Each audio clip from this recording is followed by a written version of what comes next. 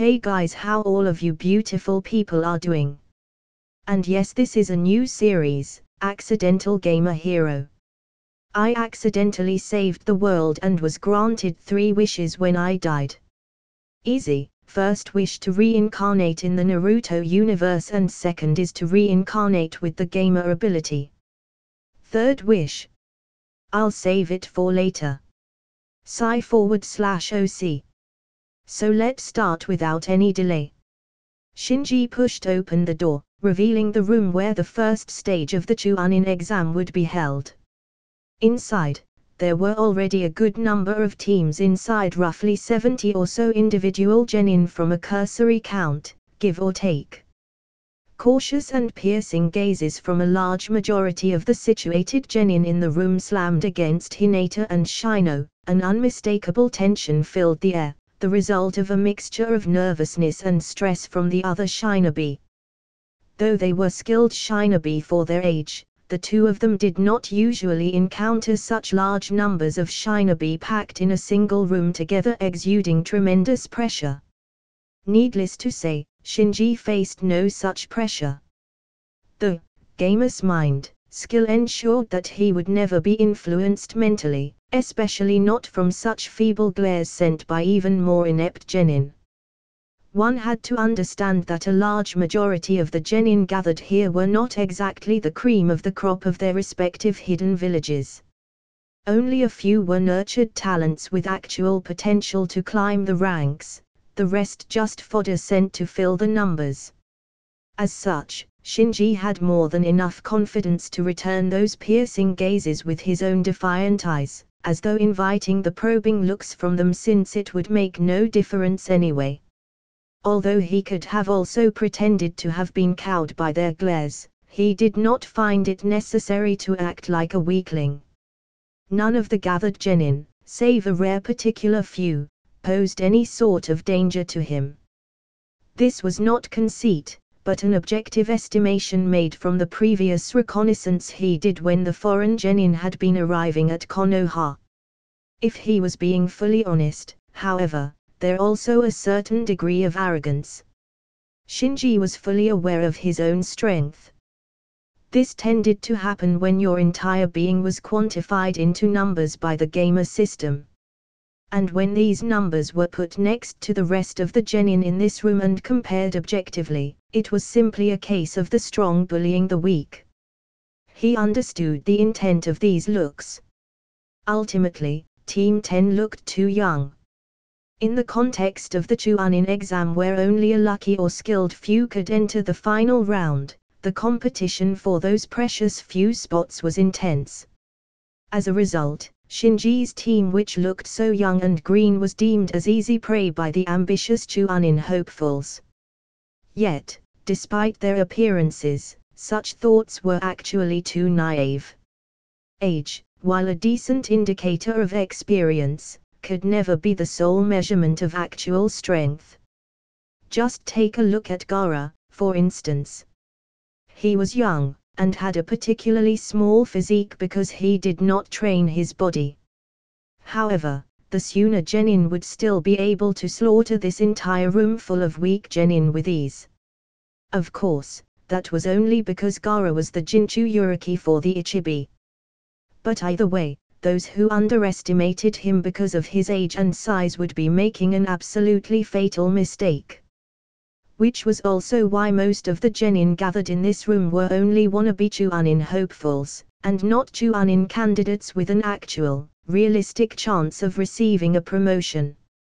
The other participants thought it strange that this young, greenhorn genin could look so fearless when faced with so much pressure. Even stranger was the evaluative stare he returned them, that also seemed as though he could see through all of their secrets. Mentally, some of them changed their previous designation of Team 10 from easy prey to need more info. Of course, the rest were still foolish enough to judge a book by its cover, only looking at the surface without pondering what might lie deeper. Shinji casted observe on a large scale, taking in their information while standing upright in open confrontation of their calculative gazes. Gaara's team had arrived even earlier than his, located in a corner of the room with his siblings. They held little to no interest in his team, not even sparing a glance at their arrival. However, there was one individual that had Shinji's blood freeze when he saw him. SHIORELV 35. HP 7380/7380. CP 8900/8900. SHIORE is a genin from Kusagakyo. He has no opinion of you. SHIORE is weaker than you. On the surface, the status of this Kusa genin was normal, albeit a little sparse in its data. And had Shinji not recognized the identity of this person, he would have thought little of him. But he did recognize him, and only solely from his memory of who this person actually was. Orochimaru, the Snake Sannin. His disguise was so perfect that even a max level, observe, showed nothing out of the ordinary, with only the lack of a more complete profile being something unusual. The status even claimed that Shinji was stronger than him. What a joke! Next to the disguised Orochimaru, the other two unfortunate Kusa genin had also been replaced with his men. Both were Chunin level Oto Shinobi, as was revealed by, observe. It was apparent that their disguise wasn't as flawless as the Snake Sannin since, observe, actually showed their real names and levels, not to mention pointing out the fact that they were currently in the service of Orochimaru. It took every sheer ounce of Shinji's willpower and acting ability to conceal the deep-seated fear and panic that erupted upon recognizing Orochimaru. Though it was only for a moment as, Gamer's mind, immediately erased the extreme terror in his mind. His fear was not unfounded. In a room full of genin stood a genuine Kage-level monster in human form, and that would be an understated, yet literal description of the fiend. And Shinji had too many secrets within his body Orochimaru would kill to get his hands on. Unfortunately for him, however, at that moment Orochimaru glanced right at him. Fuck. Play it cool. Goddamn me, act normal. Shit, what the fuck is normal? Shinji reminded himself, trying his best to feign nonchalance. Though his fear may have been expunged by Gamer's mind, he still found it difficult to pretend like the monster that was going to kill the Sundame in the near future wasn't casually standing around in the same room as him. The Snake Sannin's cold gaze took on a glint of interest upon catching sight of the raven-haired boy a short distance away from him. Phew, so that's the boy who killed Mitsuki. Rookie of the Year who surpassed even the supposed last Uchiha. Interesting. Orochimaru mused, appraising the boy with his keen eyes. Reports indicate that he is talented. For a civilian-born orphan, that is. Good physique. Impressive, in fact, for his age. He might make for an adequate vessel. Temporarily of course, until Sajuke-kun comes of age. Well, we shall see. Decades of experience allowed Orochimaru to immediately evaluate every single aspect of Shinji's existence with but a glance.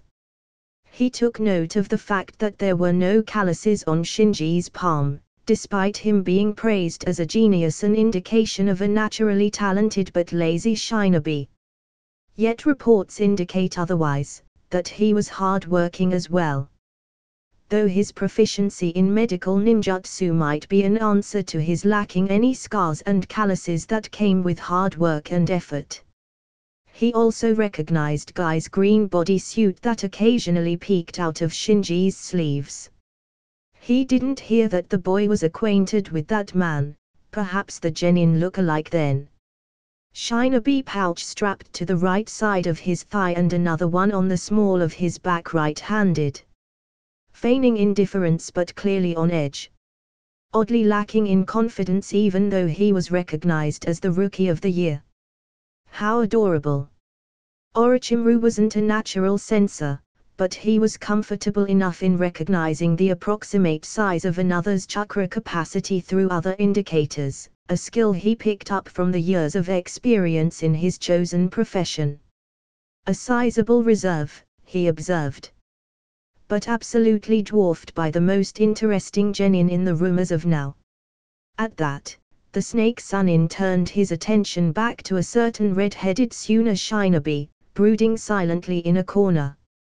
Shinji could feel cold sweat damp against the green bodysuit he wore under his clothes as he silently and nondescriptly breathed out a sigh of relief when he noticed Orochimaru no longer staring at him. He could finally swallow the lump in his throat, suddenly noticing how dry his mouth felt. How long might he be able to resist? Shinji wondered, if Orochimaru noticed something and decided to strike right then and there. A solid 5 minutes probably, if Orochimaru decided to play with his prey. Otherwise, I would be dead before I could even blink. He helplessly conceded. After being in this world for so many years, and despite being an official genin for just 6 months, Shinji already understood the massive distance between himself and the snake Sanin. Being titled a kid-level existence meant something. It was a symbol of dominance, of invincibility in the eyes of the weak. And currently, when compared to those monsters, Shinji was weak. A helpless mouse shivering in terror within the gaping maw of a titanic serpent that was Orochimaru. But that will change. The Chunin exams will be my turning point. This will be where I make the leap from being just a weakling to someone with the strength to resist against these monsters. Shinji firmly resolved in his head. With the immense pressure stemming from Orochimaru's gaze momentarily allayed, Shinji gestured to Hinata and Shino before making his way away from the door. Of the 3 Rookie 9 teams, his was the earliest to arrive. Though teammate followed not long after, consisting of Ino, Kiba and Chaoji. They exchanged boisterous greetings, celebrating their reunion with Ino immediately approaching Shinji with a bright smile. Shinji-kun. Oh my god, have we really not met since we graduated? How cruel of you to leave me alone with those 2 idiots for so long. Ino remarked excitedly, while gesturing to an annoyed-looking Kiba and Choji who was indifferent to the blatant slight. Clearly they were already used to the blonde's more abrasive but harmless ways. As their 2 teams conversed, Shinji noticed that Ino was notably more subdued than how she behaved back in the academy. While she still held on to a degree of her fangirl past when talking to him, it was definitely a lot more toned down than when they last met. Kyuinai must have been a much-needed positive influence on the girl, Shinji deduced, ridding her of her naive and frankly silly behaviors. Kiba did not change much, still the same loud-mouthed kid who had ample confidence. Akamaru as well seemed to have not grown at all in the 6 months since Shinji last saw him. He mused what Kiba might have fed him during the future time skip for the Ninken to have grown to such an unbelievable wolf-like proportion. The Inuzuka was at first glad to see familiar faces amidst a sea of hostile genin who saw them as competitors, but then turned angry. I heard your team have been training with Naruto's team. What the hell, Shinji? Why didn't you invite us? Shinji blinked, feeling awkward at being called out. Though Team 10 and Team 7 regularly trained together, he intentionally left Team 8 out of those sessions. There were no complicated or malicious reasons for doing so. Because the only reason he trained with Team 7 was because Naruto and Sasuke were in it. Shinji helped Naruto because he wanted to make up for letting the blonde fail academy, while Sasuke was both a convenient way for him to access the Uchiha clan repository as well as someone he developed somewhat of a sense of kinship with. He abashedly scratched the back of his head. My bad, it wasn't personal or anything. It's just that I always used to train with Sasuke when we were academy students, so when we became genin it just became more convenient for our teams to train together instead. You know, since we both had rather different schedules. And we thought having to arrange two teams' schedule for inter-team training was already tough enough, adding a third would have been too complicated.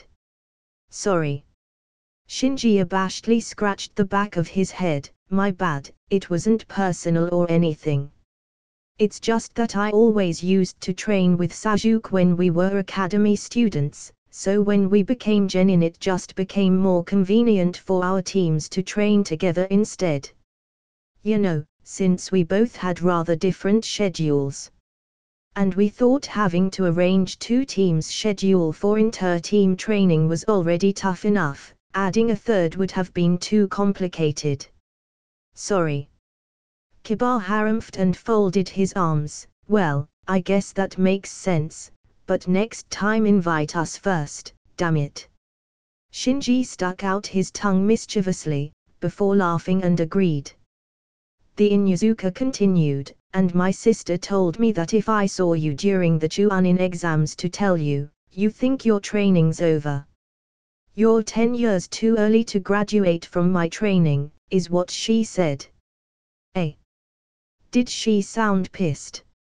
Shinji asked, not wanting to spoil his relationship with who he considered to be his first real sensei.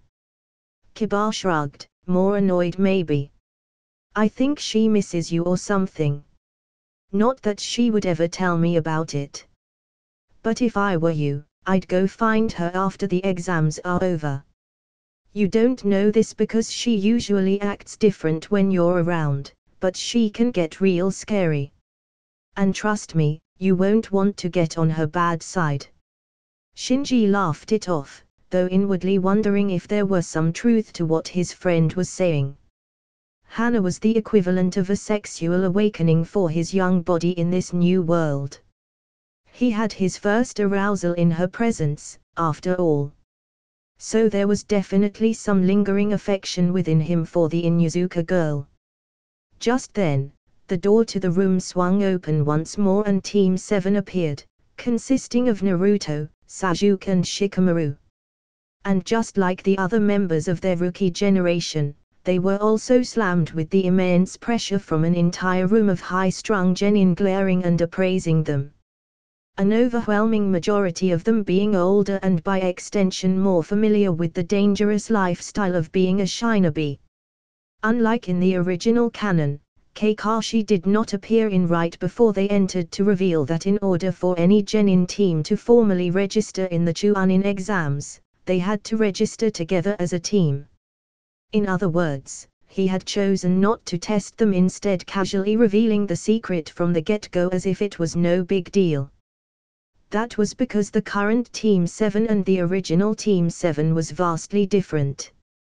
The original Team 7 was extremely problematic. Naruto and Sasuke had a rivalry, but even so, to call it a rivalry would also be misleading. Naruto had a one-sided fondness for the Uchiha, looking at him like the brother he never had. One could even go so far as to label it an unhealthy fixation on a brotherhood that never truly existed between them. But even then, there were also specks of envy when he compared himself to the more famous, popular and talented Uchiha. On the other hand, Sasuke also fiercely competed with Naruto, but his motivations were completely divorced from a sincere friendship. Naruto had always been a reminder to himself that his talent was too inferior to catch up to Itachi. Because if the supposed dead last could grow stronger so quickly before his very eyes, then his own growth, which had stagnated deeply for so long, was something to curse at. As a result, while on the surface Sasuke and Naruto had a friendly rivalry that occasionally got too intense, in reality this relationship was far from healthy, even if there were genuine moments of friendship that were few and far between. And the final member of the original Team 7 was even worse. putting aside Sakura's obvious bias towards the Uchiha and blatant disdain for the Uzumaki, which resulted in screwed-up team dynamics. The sole kunoichi of their team had a shaky foundation in the shinobi arts, to the point of being a heavy burden on the team. With such a team, Canon Kakashi had no choice but to test their teamwork, resolve and commitment to the Chunin exams by omitting the crucial criteria for their participation in the Chunin exams. The current Team 7 had no such issues. The deadweight had been replaced with a genius strategist who could hold his own even in a one-on-one combat situation. Sasuke's psyche was way healthier than in the original series, and Naruto's relationship with the aforementioned Uchiha was also less obsessive since he had bonded with the other genin of their generation as well. Theirs was a more professional and, truth be told, a more sincere friendship and rivalry in comparison. All of them were also more confident in their own skills. One had to remember that Sasuke and Naruto had defeated Gozu and Mezu in single combat respectively. That is to say, they both faced and won against Chunin-level opponents. Even if the Demon Brothers had lower than average combat ability, they were still full-fledged Chunin with the cunning and experience that came with the titled. So taking them down was a feat that did not go unnoticed by neither Kakashi nor the village leaders, much less they themselves. As for Shikamaru, well, he was never a shinobi that relied on strength to overcome challenges in the first place. For someone like him, participating in the Chunin exams hosted by Konoha was absolutely perfect. When the various Jounin instructors of the Rookie 9 entered their respective teams into the Chunin exams this year, a major factor that influenced their decision to do so was the fact that Konoha was the hosting village for the exam. Largely because Konoha was their territory. No matter what happened, the Konoha genin who entered the Chunin exams would at least have the home field advantage as well as relative safety within the familiar walls of their village. And also be, compared to other hidden villages and how they ran their Chunin exams, Konoha actually placed less of an emphasis on combat ability. Previous Chunin exams held by other villages would almost always feature stages that placed a heavy emphasis on fighting ability in one form or another. Whereas Konoha usually took a more holistic view towards what they considered to be important criteria for Chunin ranked shinobi. Thus, Jounin squad instructors were fully aware that not only would their genin have a relatively safer experience in the exams hosted by Konoha, their fighting ability, which they would usually have a disadvantage against more experienced genin from foreign villages, would be mitigated to a certain extent. Furthermore, their genin would also have the opportunity to gain exposure towards these particular traits Konoha, and by extension themselves, found valuable in shinobi from their village. For Team 7, their teamwork had already been tested time and again, be it against Team 10 in their regular inter-team trainings or during the Wave mission. As a result, Kakashi's confidence in his team were multitudes higher than in the original series. Oh, even Naruto could join the Chunin exam. If that's the case, then I have nothing to worry about, since I've obviously greatly underestimated the difficulty of this event. Kiba immediately mockingly remarked upon seeing Team 7's entrance. What did you say, dog breath? Just you wait, I'll show you how super strong I've become. Naruto predictably responded right away to the provocation. Shinji glanced at Kiba, having already figured out what the Inuzuka was trying to do. Team 8 and Team 7 have had little contact in the months that followed after their graduation. Only Shikamaru was close to Ino and Choji, and that was because of their clan relationships as well as his close personal friendship with the Akimichi. Kiba's provocation was meant as a probe, to test how much Naruto and by extension Team 7 had changed since they last met. meaning that he was already thinking of Naruto and his team as competition rather than comrades. Though brash and loud, Kiba was still a scion of a famed Shinobi clan and had been raised with certain lessons in mind. Shinji mused that it seemed Inuzuka's Yume, the matriarch of the Inuzuka clan, had indeed taught her son well. The only problem was that he was doing it too early and too openly, in front of potentially hostile foreign Shinobi and towards a fellow Konoha genin. It was clever to be cautious towards your competitors, even if they were from the same village. But it was even more important to keep in the mind the reputation of your village, as well as the fact that they should first defeat the foreign Shinobi before fighting amongst themselves. Something like that was a necessary common sense for Chunin-ranked Shinobi, and something the village would be looking out for as well. That was because the status of a Chunin was very different from the lowly rank of Genin. Being a Chunin meant taking on certain responsibilities. Being a proper representative of the village's will as well as having to lead lower-ranked Shinobi was just a few of them.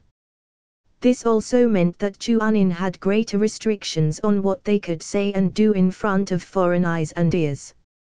Calling out and antagonizing a fellow Konoha Shinobi for no good reason simultaneously revealed information about both himself and Naruto, something a good ninja tended to avoid doing in front of foreign agents.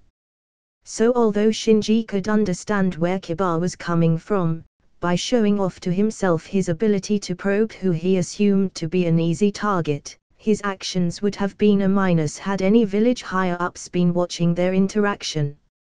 Kiba laughed in response to Naruto's proclamation, "Don't make me laugh.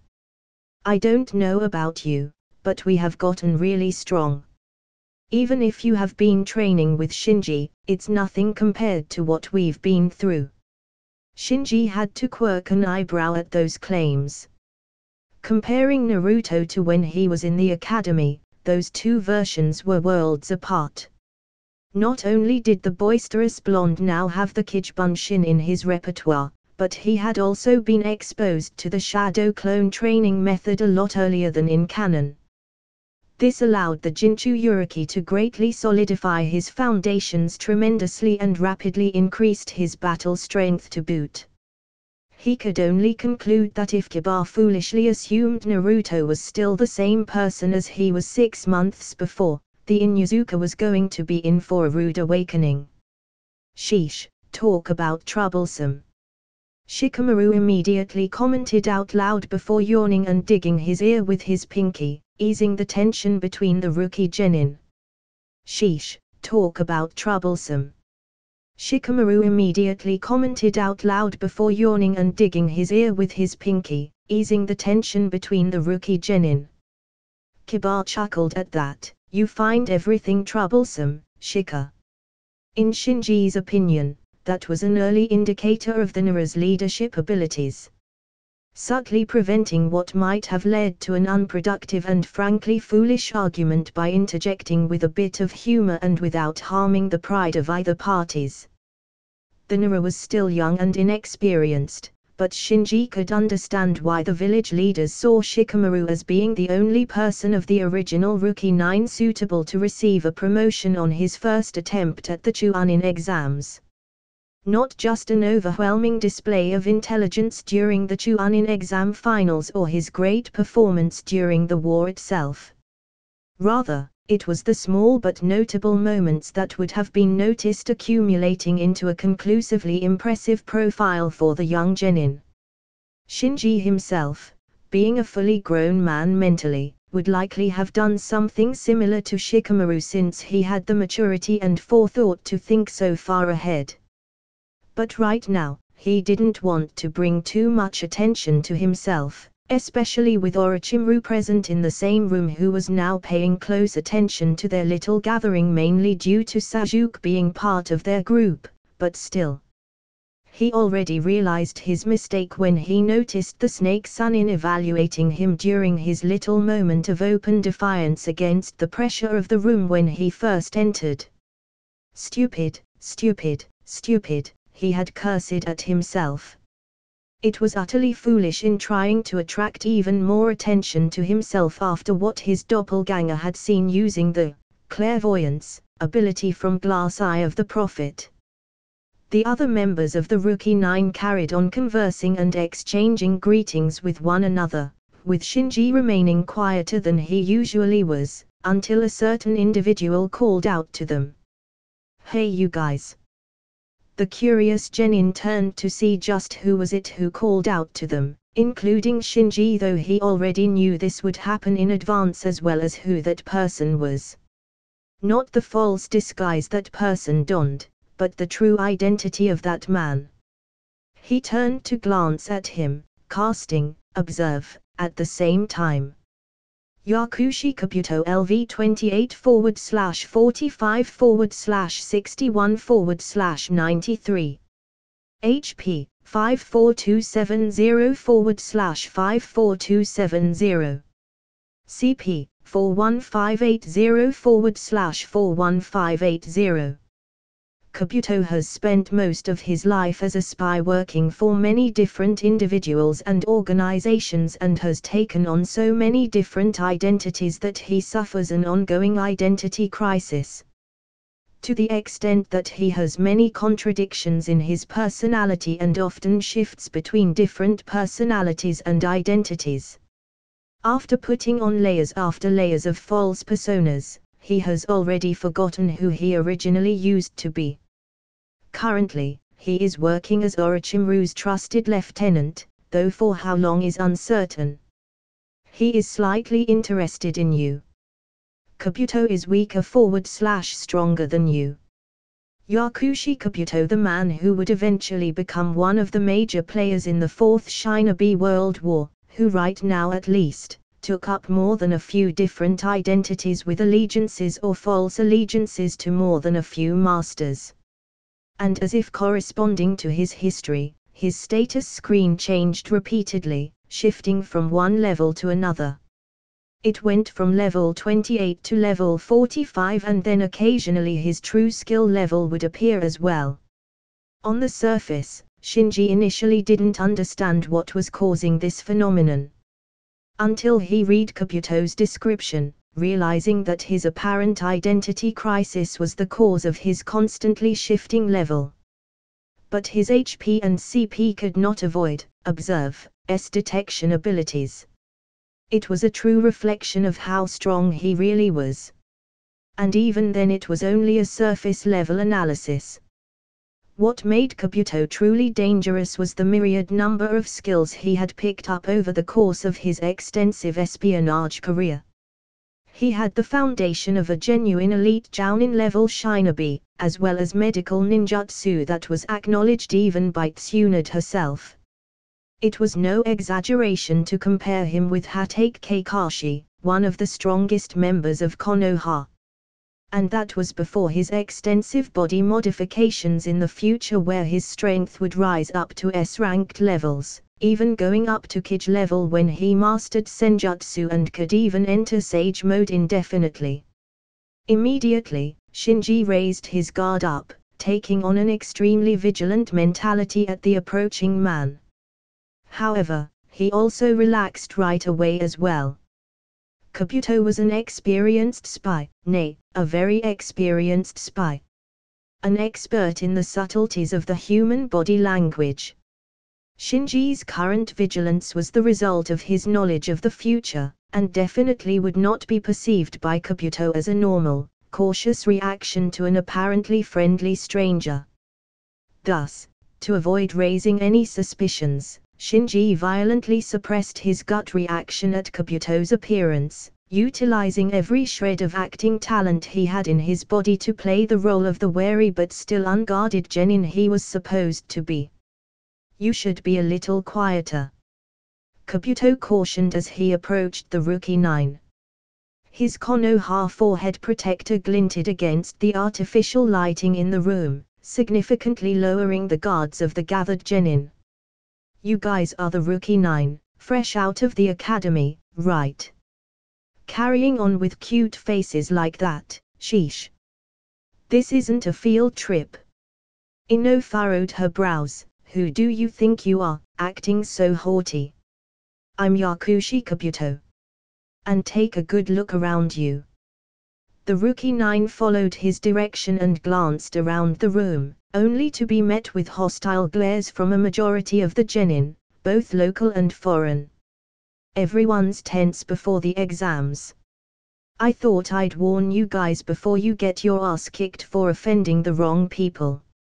He continued, I guess it can't be helped. You're rookie who don't know left from right. You remind me of my old self. Shinji kept his composure. When everyone was looking around the room, he was instead looking at his fellow Rookie 9 genin. Taking in how they were behaving, what their facial expressions were like. Also that he could imitate to the best of his abilities how a rookie genin like himself was supposed to act like. Kabuto-san, is that right? Then, is this your second time taking the Chuunin exam? Shinji spoke up, putting on the facade of a curious genin. Nope. It's my seventh. The silver-haired genin responded nonchalantly to the surprise of all those who heard him. Well, not all of them. That right? Wow, that must mean you're a real veteran, huh, Kabuto-san? You must know a lot about these exams too, right? Shinji praised, though inwardly he was slightly cringing at acting like his age for the first time in a while. Kind of. 7 times. Is the Chuunin exams the high of a hurdle?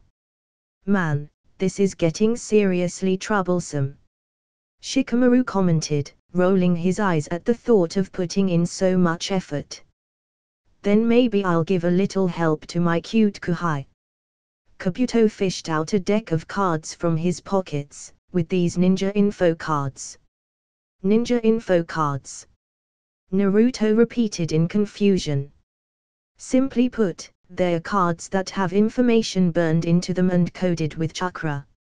I spent 4 whole years gathering information for this exam. He placed them on the floor and flipped one face up. They are pure white to the eye, but once I inject some of my chakra into them, then the information within them is revealed.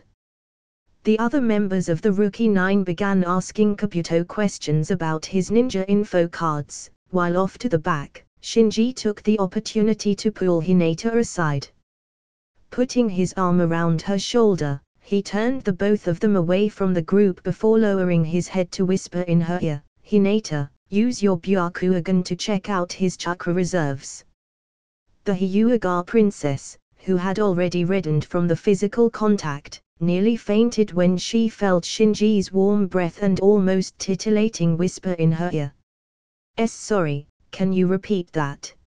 She drawled, blankly looking at Shinji, having not absorbed a single thing he said. He nearly rolled his eyes, slightly annoyed but also chiding himself for not expecting something like this. Use your Byakugan to check out his chakra reserves. Instead of questioning why, Hinata just did as he said. A part of her obedience stemmed from the massive crush she had on the boy, but there was also a certain deference established within their team in regard to Shinji's authority. He was the de facto leader of their trio, the one who usually made the decisions. At a certain point, both Hinata and Shino had learned to follow his orders without asking too many questions because Shinji didn't often make illogical requests.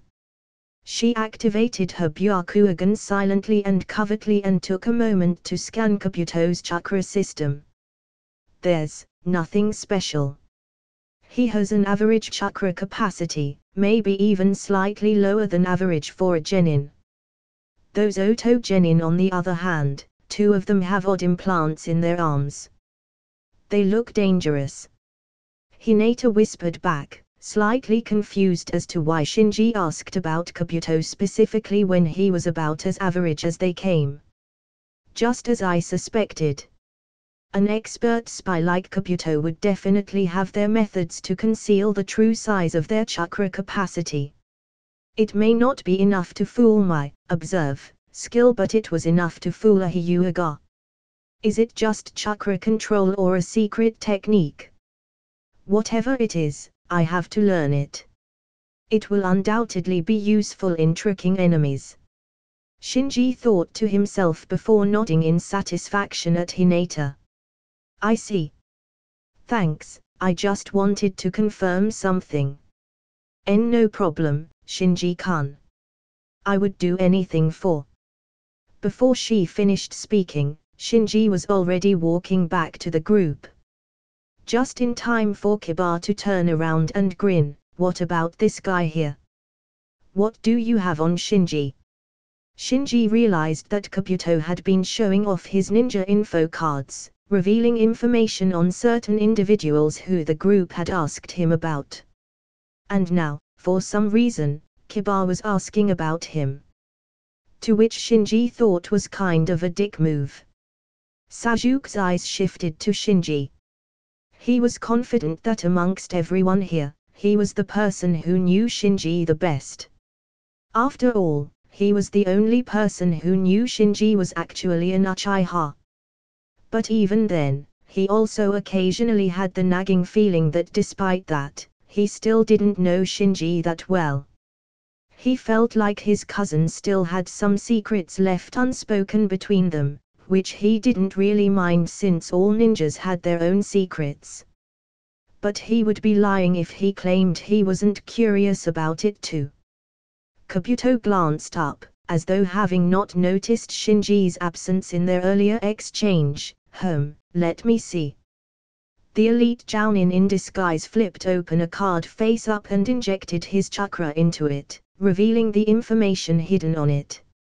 On it was his picture as well as a radar chart that displayed an estimation of his strengths and weaknesses. Shinji Ikari graduated the academy the same year as you guys, Rookie of the Year. His mission experience, 28 D ranks and 3 C ranks. Jounin squad leader is Sarutobi Asuma, teammates are Hyuga Hinata and Aburam Shino. His skills are impressively balanced. Ninjutsu, Taijutsu, Genjutsu, Kenjutsu, and even medical ninjutsu, well. He has consistently received high praise from his squad leader, and even his mission reports record impressive achievements. For example, he even took down an elite Chunin rogue shinobi from Tanigakure in single combat during a C-ranked mission. Kabuto looked up, staring at Shinji with an expression of awe. Looks like you're someone we definitely need to look out for. Shinji Ikari graduated the academy the same year as you guys, Rookie of the Year. His mission experience, 28 D ranks and 3 C ranks. Jounin squad leader is Sarutobi Asuma, teammates are Hyuga Hinata and Aburam Shino. His skills are impressively balanced. Ninjutsu, Taijutsu, Genjutsu, Kenjutsu, and even medical ninjutsu, well. He has consistently received high praise from his squad leader, and even his mission reports record impressive achievements. For example, he even took down an elite Chunin rogue shinobi from Tanigakure in single combat during a C-ranked mission. Kabuto looked up, staring at Shinji with an expression of awe. Looks like you're someone we definitely need to look out for. Their conversation was definitely overheard by many of the foreign genin gathered in the room because they all had similar reactions of incredulity and doubt. So Konoha is sending in a ringer to their own Chunin exams. TSK, hypocrites. Nah, there's no fucking way that's true.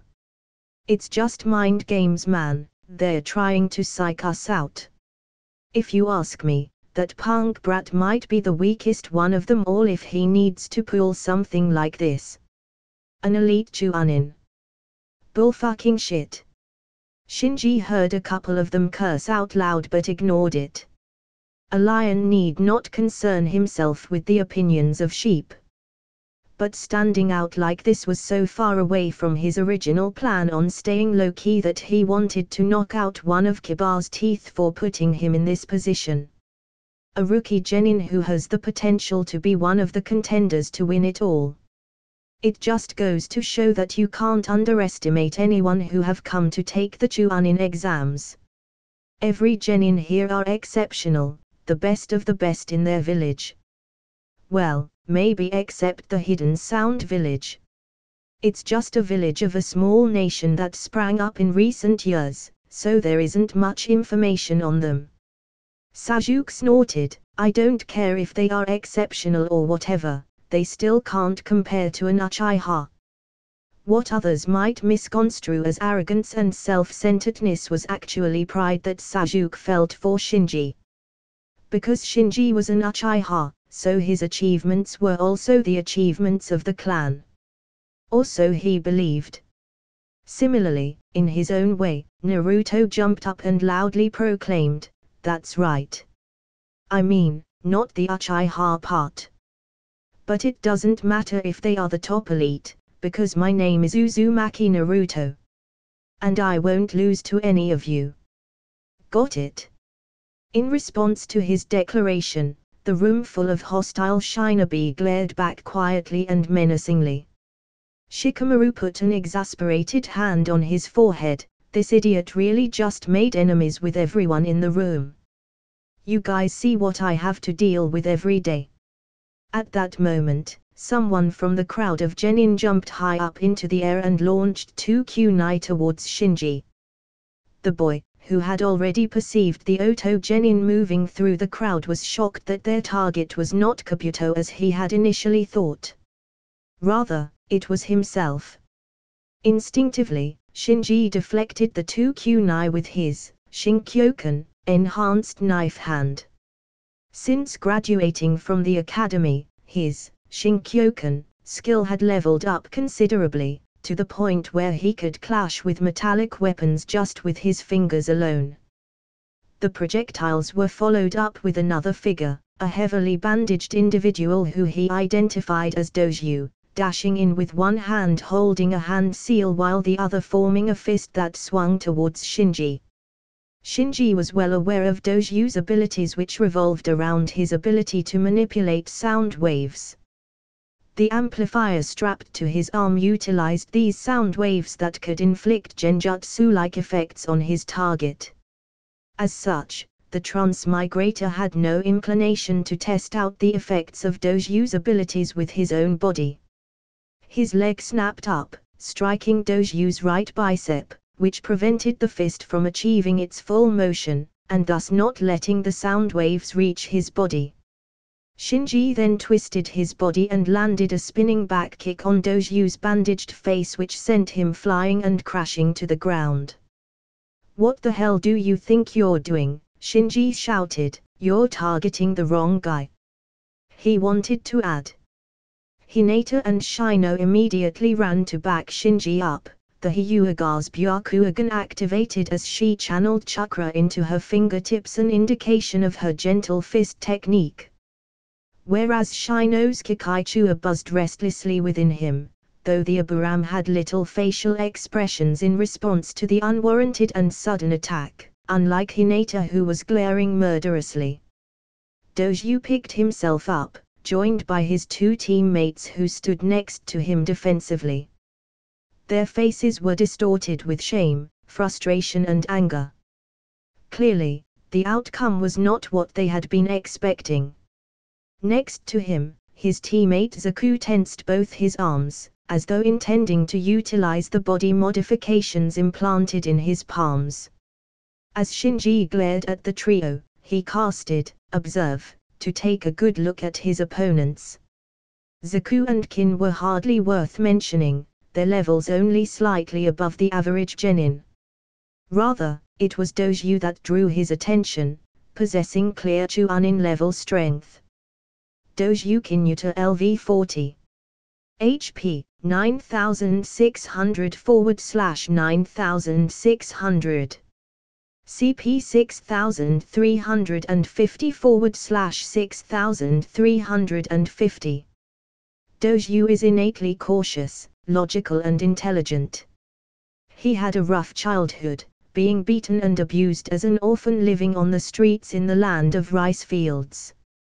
He was recruited by Orochimaru's organization when he was witnessed fighting back and eventually killing his oppressors. Because of that, he has a deep loyalty towards his master and the Hidden Sound Village.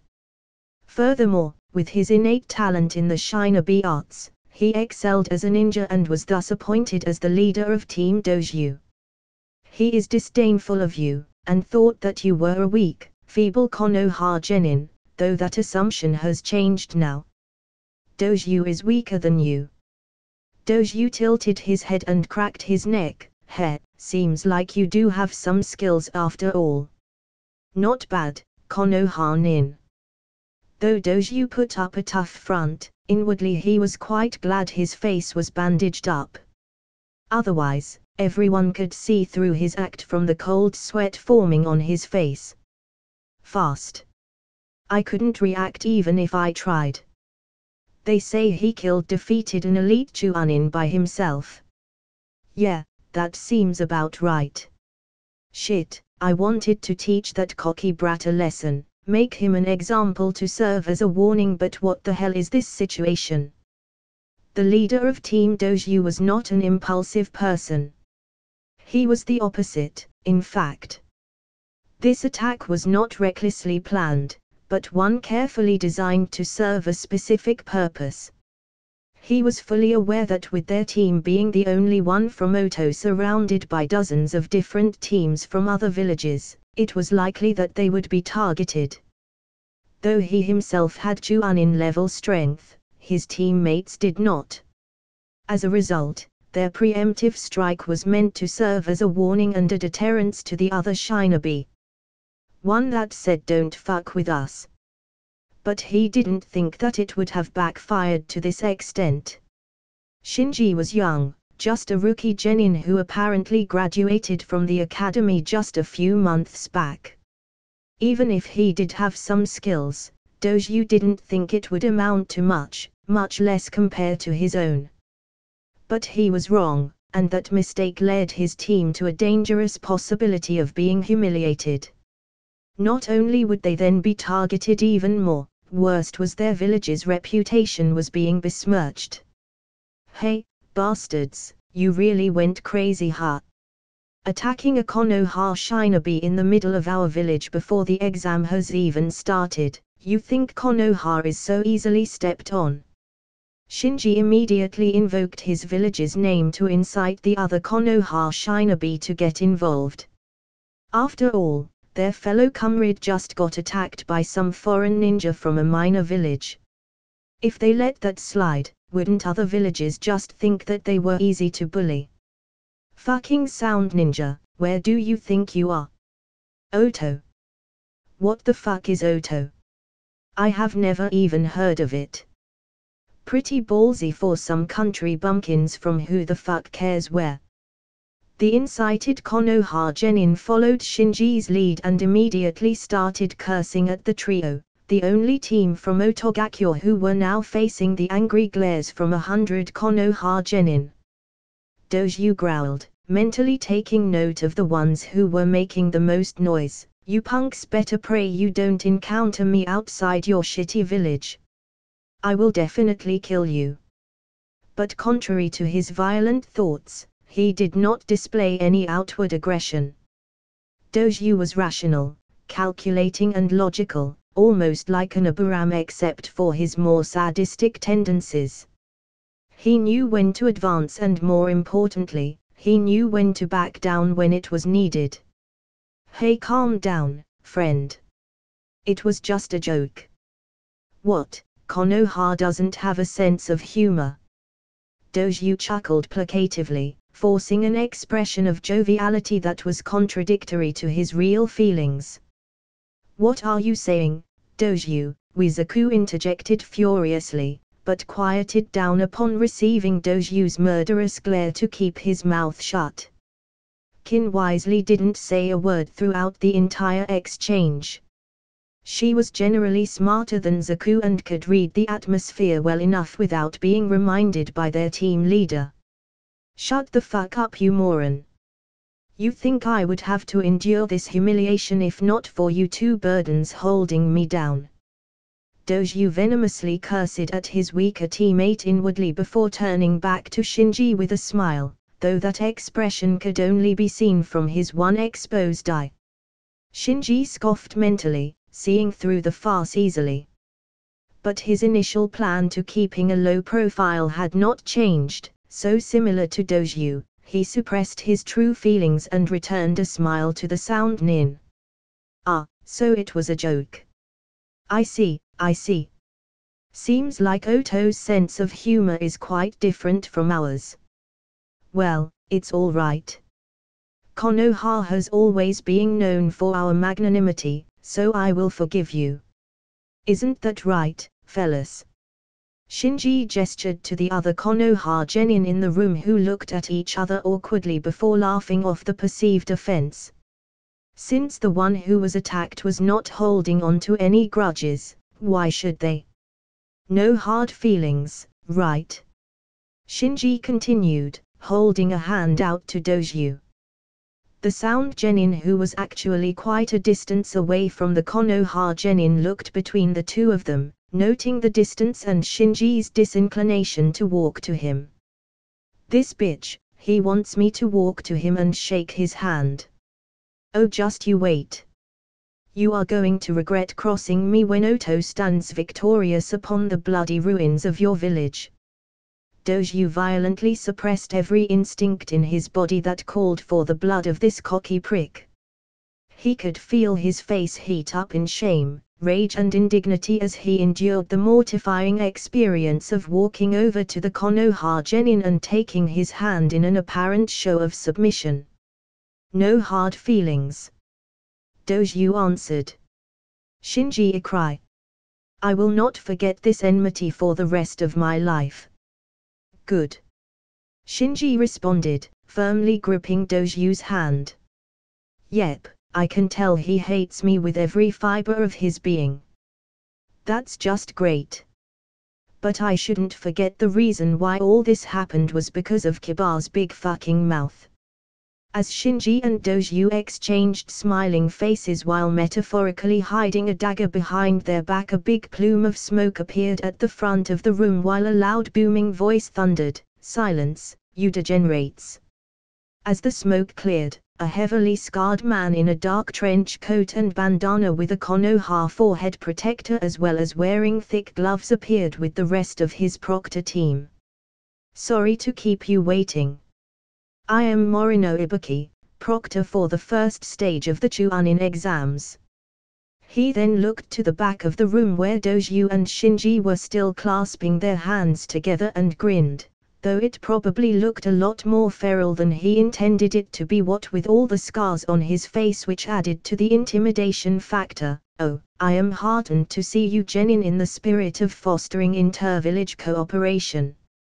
Now sit your asses down before I kick you out of the room. You punks think this is a place for you to make friends and chit-chat. Doju and Shinji released their grasp on each other and backed off. The sound genin nodded at Ibuki, sorry. It's our first time seeing so many genin from other villages gathered in one place, so we were excited. HMPH. Ibuki huffed. This is a good opportunity, so let me tell you something. In here, I am the only ruler that matters. Anyone who disobeys my words will be immediately disqualified. Got it? Now then, we will start the first test. The first stage of the Chunin exam will be a written test. Quest alert. Chunin exams 1. Pass the first stage of the Chunin exams. Bonus, answer all 10 questions correctly. Rewards happy smiley. Plus 5000 EXP. Bonus, plus 5 int. Failure happy smiley. Rep lowered with rookie 9. Disqualification from Chunin exams. Accept. Y/N. This was the system notification that appeared for Shinji the moment Ibuki announced the rules of the exam. Naturally he had no reason not to accept the quest, and the exam proceeded soon after. The classroom in which the first stage of the Chuanin exams was taking place was completely silent with the exception of faint scribbles of pencil on paper. Along the sides of the classroom were various Chuanin level proctors invigilating their exam. Though invigilation really just meant watching out for cheaters.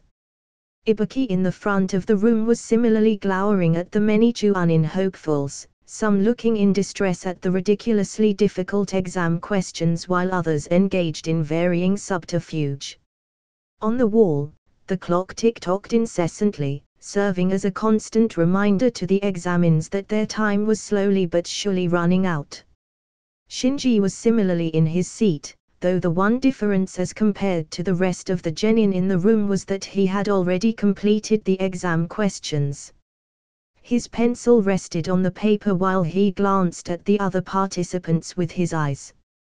Although he was fully aware that this stage of the Chuanin exam was meant to gather information from the embedded Chuanin in disguise, Shinji actually did not need to cheat in order to answer the questions. The first few years since he had transmigrated to this world, he had spent hours in the library, reading and learning. Mostly it was for grinding his int stat by reading books, but partly it was for him to get acquainted with the common sense of this reality he lived in. And he did so by reading history texts, biographies of famous individuals, some philosophical treatises and various non-fiction manuals. The accumulated knowledge from this period of consuming books added on to his high int stat, which holistically improved his memory and cognitive ability, meant that he was able to easily breeze through the difficult exam questions as though he was Hirano Sakura.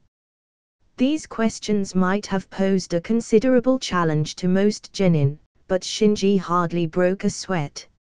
As he was able to quickly fill in the answers, he took his time to observe the surroundings around him. Shinji observed that much of what actually happened in the room corresponded to what he remembered from the anime. While people were daunted at the start, they quickly realized the true purpose of this exam. Several of the notable characters repeated their techniques to cheat off of the embedded Chuanin proctors disguising as participating genin. Neji and Hinata with their Bakugan, Shino with his Kikaichu, Sajuke and his Sharingan, etc. The only difference being Naruto, who now had a reliable teammate in Shikamaru to help him cheat. Shinji was able to notice a thin, black shadow elongating from Shikamaru's own and connecting to Naruto's.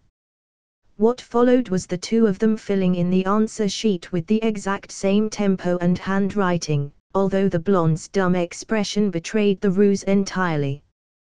Truth be told, Shikamaru would not normally have been able to connect his shadow to Naruto using his shadow possession technique. That was because Naruto's chakra capacity was just too massive because of obvious reasons for a typical shadow possession to succeed normally. Shikamaru had on more than one occasion tried to merge his shadow with Naruto's in the months they trained together after graduation, but it had always failed. He could only hold on the connection for a couple seconds before Naruto's naturally astronomical chakra reserves broke the restraints.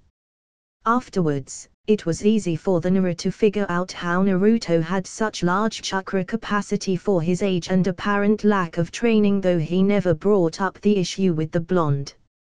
Instead, he told Naruto that if he ever felt Shikamaru trying to merge his shadow with his own, he should not resist and let it happen.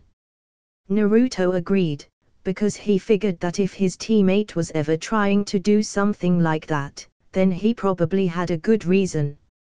So Naruto, instead of panicking, similarly easily breezed through the first half of the exam without exerting any effort thanks to his teammate helping him cheat.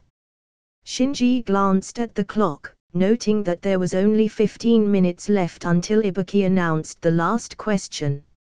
He inwardly mused that without Naruto's outburst, would as many teams still remain to take part in the second stage of the Chuanin exam. That was when Shinji felt a sudden spike of pure will attempting to smash through the defenses of his psyche. Alert. Mental corrosion detected. Source: Mind-Body Switch Technique, Yamane. Gamer's mind activated. Mental corrosion negated. Shinji sharply inhaled, holding back his surprise. This cheeky little. Did she just try to shin me? I guess without Sakura participating in the exams, the smartest person she knows is me, since I always had high grades during the academy. He subtly turned back, flashing a knowing smirk at the Yamaneka.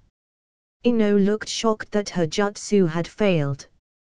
More accurately, what shocked her most was not that it failed, but that it failed from Shinji's resistance.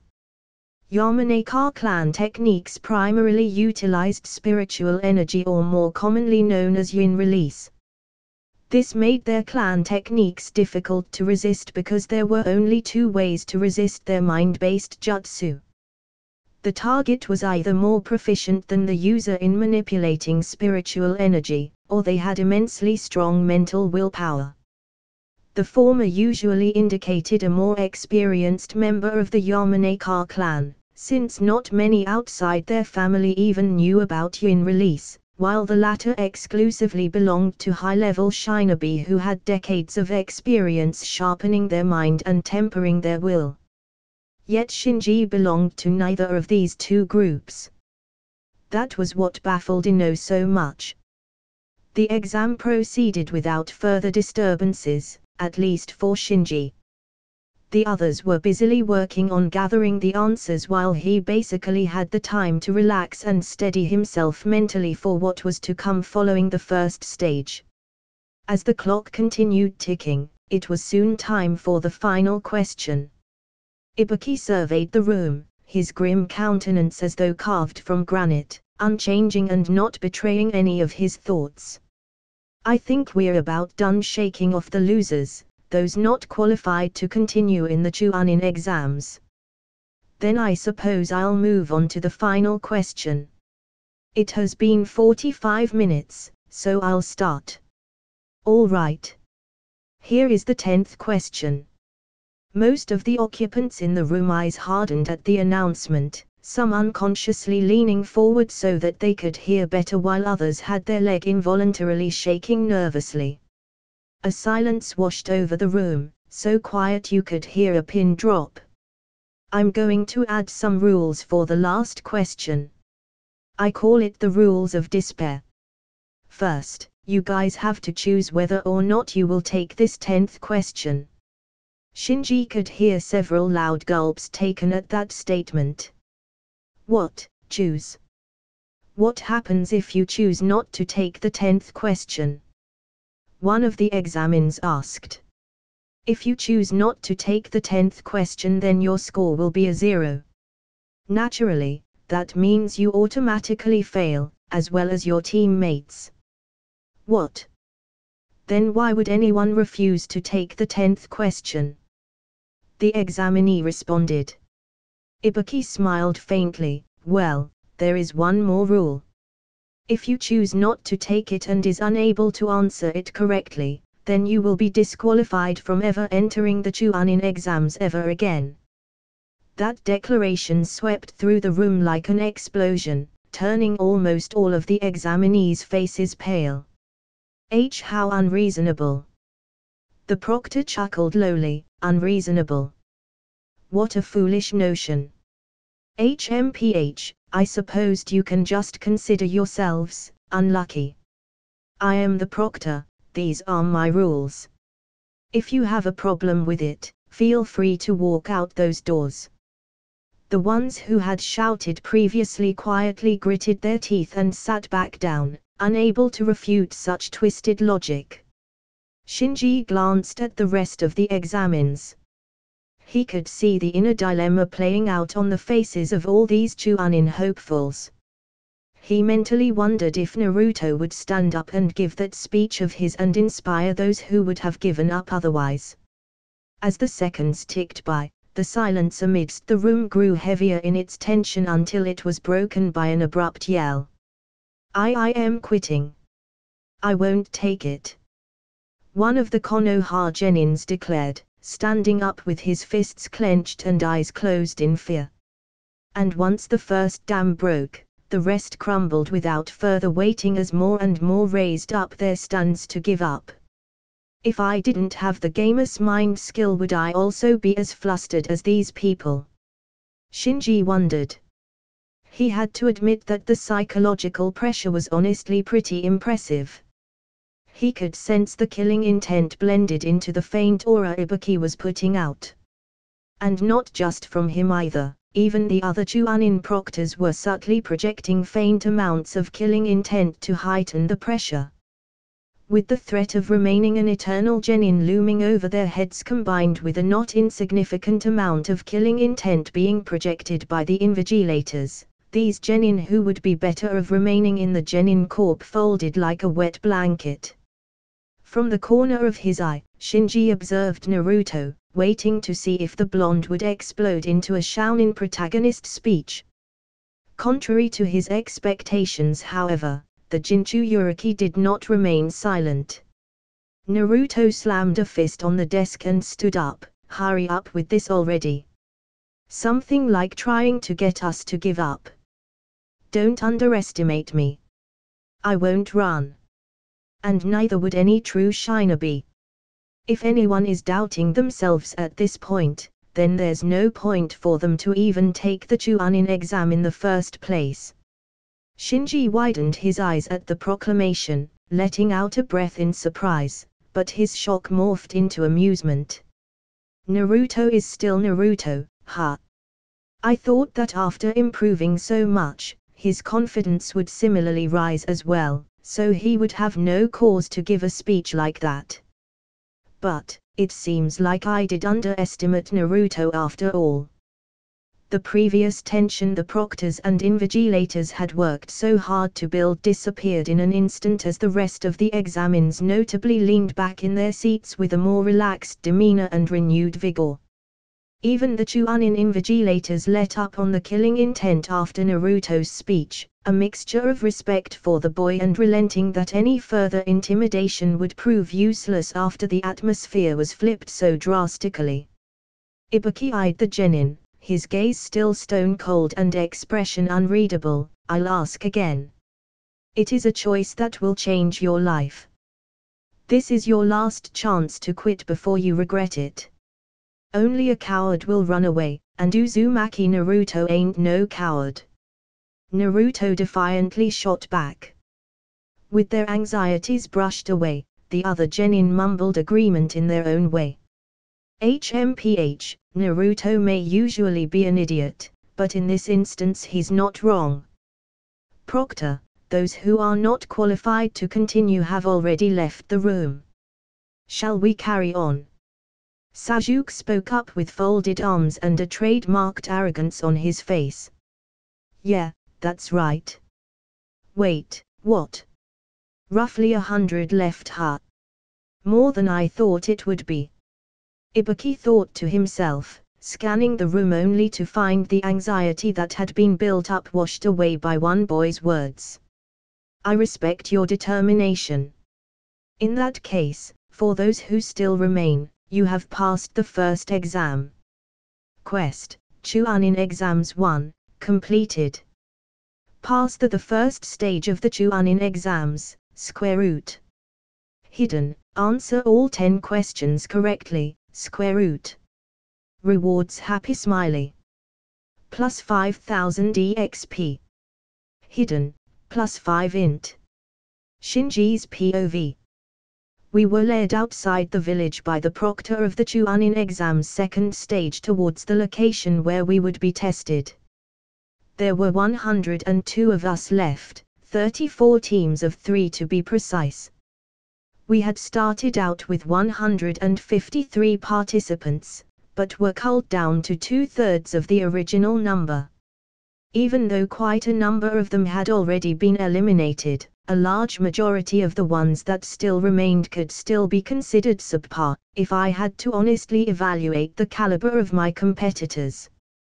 Although the remaining Konoha genin looked slightly nervous at the thought of the second stage, we were naturally a lot more confident than the foreign shinobi, who were a lot more tense and cautious.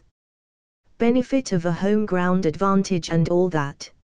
I glanced at the proctor who were leading us at the front, checking out her status with my observe skill. Mitarashi Anko LV61. HP 13780/13780. CP 9890/9890. Abnormal status, cursed seal of heaven, suppressed. Anko is a Takubetsu Jounin of Konohigakyo, specializing in covert operations, enhanced interrogation and intelligence gathering. She is also a poison specialist. Most notably, she is a former disciple of Orochimaru, the Snake Sannin, and as such has inherited several of his signature techniques. Anko is one of the foremost experts on Orochimaru, and is often consulted by the village on how to deal with the Snake Sannin. Anko is weaker than you. She is weaker than me. Even though she was 17 levels above me. Either I was stronger than I thought or she was weaker than her level reflected. I focused in on the abnormal status shown in her information, and another notification window appeared in my vision with an explanation of what it was. Cursed Seal of Heaven, suppressed. When activated, user receives 50% increase in CP temporarily, as well as 20% increase in STR, DEX, VIT and INT. However, user will also be afflicted with mental erosion, with further side effects after every usage. In its incomplete and suppressed state, user suffers a permanent 20% decrease in STR, DEX, VIT and INT. I realized. It was because Anko was actively suppressing the curse seal, which was why her stats were reduced to a level where even a genin like myself, though admittedly an abnormal outlier, could be considered by the system as being stronger than her. It was insidious, how Orochimaru could still punish her for not using the cursed seal even after so many years since her apprenticeship. And as I thought about it more, it started making more sense to me. The reason why Orochimaru had taken Anko under his wing in the first place was because he had taken an interest in her talent. Not just any schmuck with some above-average skills could attract the attention of a monster like Orochimaru. She had to be something special for her to be the one and only disciple he had taken in Konoha even within the team he had led. Yet, despite the promising start of her shinobi career, Anko had instead stagnated deeply, not even being able to make the cut for Jounin. It was even a likely possibility that she had been promoted to Takubetsu Jounin based on her expertise in poisons and knowledge of Orochimaru instead of raw skill and abilities. It was because of the punishing penalty for suppressing the cursed seal of heaven implemented by Orochimaru, which permanently decreased all her stats by 20%. Which this reduction, not just her combat skills but even the time spent and quality of training would be affected. A lower VIT meant less stamina and slower recovery period, a lower INT would reduce the rate at which she comprehended new techniques. I wasn't very familiar with Anko's character aside from her brief appearances in the anime, but that had to be some irreparable damage done to her psyche. Not just the beloved teacher betraying the village and leaving her for dead, but watching her potential slip away slowly over the years while the hopes and expectations of the villagers fade after seeing her stagnate into mediocrity. It was no wonder why so many people followed Orochimaru. His methods for forcing people into his servitude truly was absolutely villainous. Not long after, we arrived at our destination, a heavily forested area with titanic trees towering over the surrounding vegetation like skyscrapers amidst ramshackle huts, the 44th training ground, otherwise known as the Forest of Death. The training ground was fenced off, with many warning signs cautioning any would-be trespassers. The 100 or so genin gazed at the intimidating sight. Massive trees lining the forest stretched beyond what our eyes could see, while the comforting sounds of nature were instead replaced by an eerie silence, as though not even animals could survive in this place. The size of the forest of death was perhaps comparable to the size of the entire village of Konoha. This place is Training Ground 44. Also known as the Forest of Death. You'll soon realize why. Anko ominously commented, watching with sadistic satisfaction as the genin paled. Unlike in the series, however, Naruto was smart enough to not make a stupid comment and make a fool of himself.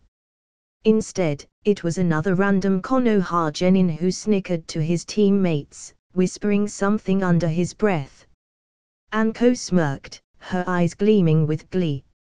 "You're pretty rude to be whispering when someone else is talking, aren't you?" she commented before her hand blurred. A kunai flew towards the genin who had unfortunately been targeted, slightly grazing his cheek and embedding itself in the ground. The Takubetsu Jounin then sped and reappeared behind the genin. "Slow," I observed, watching the spectacle with slight interest. Well, to be fair, she wasn't slow per se. But she wasn't fast either. To the untrained eyes of the genin, she might have looked like she simply disappeared and reappeared behind the kid. But with my heightened senses, and over 200 DEX stat, I could see her movements with my naked eyes even without the aid of the Sharingan. Even Sasuke would have been fast enough to react, albeit with the Sharingan, and Lee definitely could not just evade the kunai but land a counterstrike of his own. I was familiar enough with both their capabilities to easily make an objective judgment. "Rude brats like you are always the first to die, you know." Anko seductively caressed the line of red blood while stage whispering in the terrified genin's ear. All this display showed me was that the entire thing had to have been planned by Anko from the start. Just like how Ibuki used psychological pressure to weed out the weak-willed, so too was Anko utilizing a practical demonstration to instill fear in the Chunin candidates. If it wasn't Naruto or this unfortunate kid, it would have been someone else that was chosen by her to make an example out of. Even her current behavior was just mind games after mind games.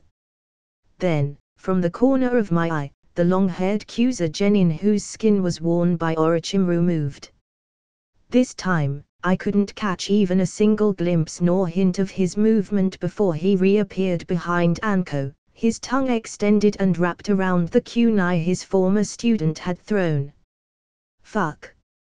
I was once again reminded how much of a monster Orochimaru was even when he wasn't even trying, unlike his former student. "Here. I'm returning your kunai," Orochimaru offered, somehow speaking intelligibly even with his tongue extended out. Anko had reacted as fast as she could, flipping out a kunai in response to the sudden intrusion of her personal space, as she had done to the genin as well. "Thank you for taking the trouble, but don't stand behind me all bloodthirsty. If you don't want a quick death, that is." She tried to play it cool, but it was obvious to me how much she was caught off guard by a seemingly harmless Kyuza genin. "I apologize. But I got excited when I saw the sight of red blood," Orochimaru replied with a creepy smile which deepened when he saw how uncomfortable he made Anko feel. Like teacher like student, I supposed. This time, the kunai had not gone anywhere near Orochimaru, unlike in the anime where it had cut his hair. But Orochimaru still took the opportunity to sneak up on Anko and tease her. But just like Anko, he was only doing this to mess with the woman and derive some sick joy from her discomfort. What an energetic start to the second stage. I am looking forward to seeing how you cute genin will make a mess of each other in the forest. Anko commented, hiding her discomposure behind a facade of sadism and viciousness, something I was sure she had plenty of practice with. But it worked, as the various genin took turns glancing at both the disguised Orochimaru and equally psychotic Proctor with a worried look in their eyes. Well, before we start the second exam, I have to pass this out to you. Anko continued as she pulled out a stack of documents from her trench coat. They are consent forms. Before you can take part in the exam you have to sign this first. Another mind game. How tedious. Quest alert. Chuunin exams 2. Pass the second stage of the Chuunin exams. Bonus 1. Collect more than one pair of Heaven and Earth scrolls. Bonus 2. Finish the exam in 1 day. Bonus 3. Finish the exam in 2 days. Rewards. Plus 10,000 EXP. Bonus 1. Plus 10,000 EXP for every pair after the first collected. Bonus 2. Item, Summoning Scroll. Bonus 3. New skill. Failure. Rep lowered with Rookie 9. Disqualification from Chuunin exams. Accept. Y/N. As expected, contrary to the first stage of the Chuunin exam, the second stage, which lasted for 5 days and had a lot more direct combat, involved promised richer rewards as well as more bonus objectives. Even a summoning scroll had been promised. Passing the exam in 1 day was definitely doable, if we were lucky. I wondered what animal would I be able to contract with. Hopefully none of the 3 most famous summon creatures in Konoha. They were all extremely powerful clans that well deserved their reputation. But I would be hard-pressed to answer any questions on how I was able to obtain the summoning contract in the first place. Well, it wouldn't do me any good to overthink about something I might not even receive. And of course, naturally, I accepted the quest. Quest alert. A snake's corruption. Stop Orochimaru from marking Uchiha Sasuke with the cursed seal. Rewards. Plus 50,000 EXP. Plus 20 points. Failure. Cursed Seal of Heaven. New perk. New title. Accept. Y/N. This crazy fucking system. Did it really expect me to accept this shitty quest? Wait, 50,000 EXP and 20 free stat points. I could level up twice and receive just under 3 level ups worth of stat points with that. And just for fulfilling the minimum requirement of the quest, excluding rewards for hidden objectives. No, why am I even considering this? This is Orochimaru we're talking about. The Snake Sannin, kid level, Sharingan obsessed monster who could kill me in the blink of an eye. Well, maybe not kill me, the failure penalty only mentions receiving the cursed seal of heaven. But, that's bad. Right. From what I learned from Anko's cursed seal, as long as I did not suppress it, there would be no punishing penalty that reduced my stats. And even if I did use it, wouldn't Gamer's mind protect me from any mental erosion? Doesn't that mean I could receive 50% CP and a further 20% increase in all my stats without any costs? No, wait, when something looks too good to be true, then most of the time it's not. And yet, sometimes it is, right? Ugh, this crazy fucking system is really driving me mad. Author's apology. Hi, sorry for the short updates. I guess I owe you guys an explanation for where I had disappeared to for a good 3 months. Let's start from the beginning. A few days after posting chapter 104, I found out that I had contracted COVID. Before you ask, I am okay. I am fully recovered. The symptoms were relatively mild as well, since I had already received my vaccination. But it still left me pretty weak and ill for about a week or 2 after. When I was recovering in bed, I couldn't really do anything except think of story ideas. But, to my dismay, ideas that came up were not for Accidental Gamer Hero. Rather, I had so many ideas for original stories that I wanted to immediately start writing. After I recovered from COVID, I sat down at my computer and tried to continue writing this chapter. But I was so disinterested and dispassionate that I couldn't bring myself to write more than a few hundred words. A few reviewers had mentioned that Chuanin exams is where many writers discontinue their stories. I understood why. The period of time pre-Chuanin exam is where a writer gets to have the most fun being creative, since a lot of it is unexplored, which gives the writer plenty of creative freedom. However, the Chuanin exam itself is so tightly scripted that it hardly leaves any room for a writer to get creative other than completely changing the whole exam, which I did not want to do, as I wanted to be as faithful as the original adaptation as I could.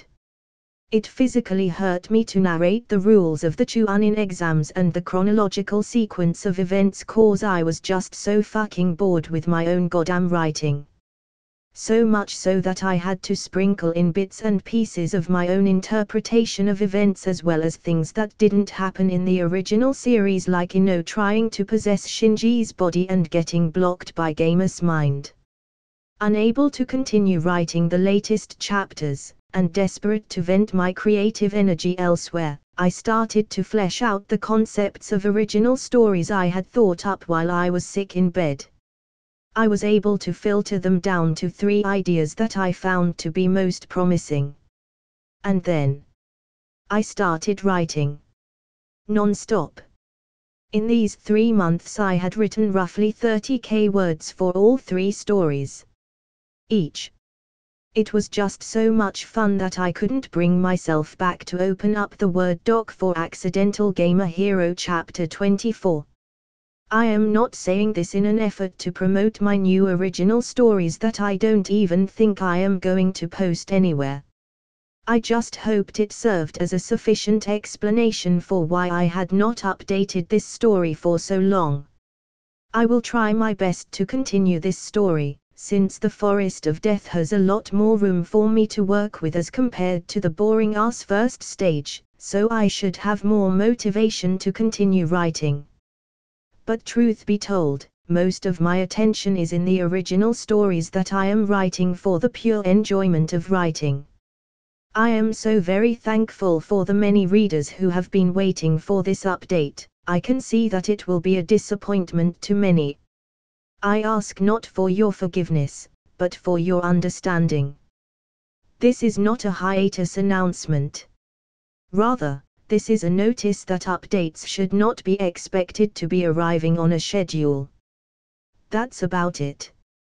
See you next time.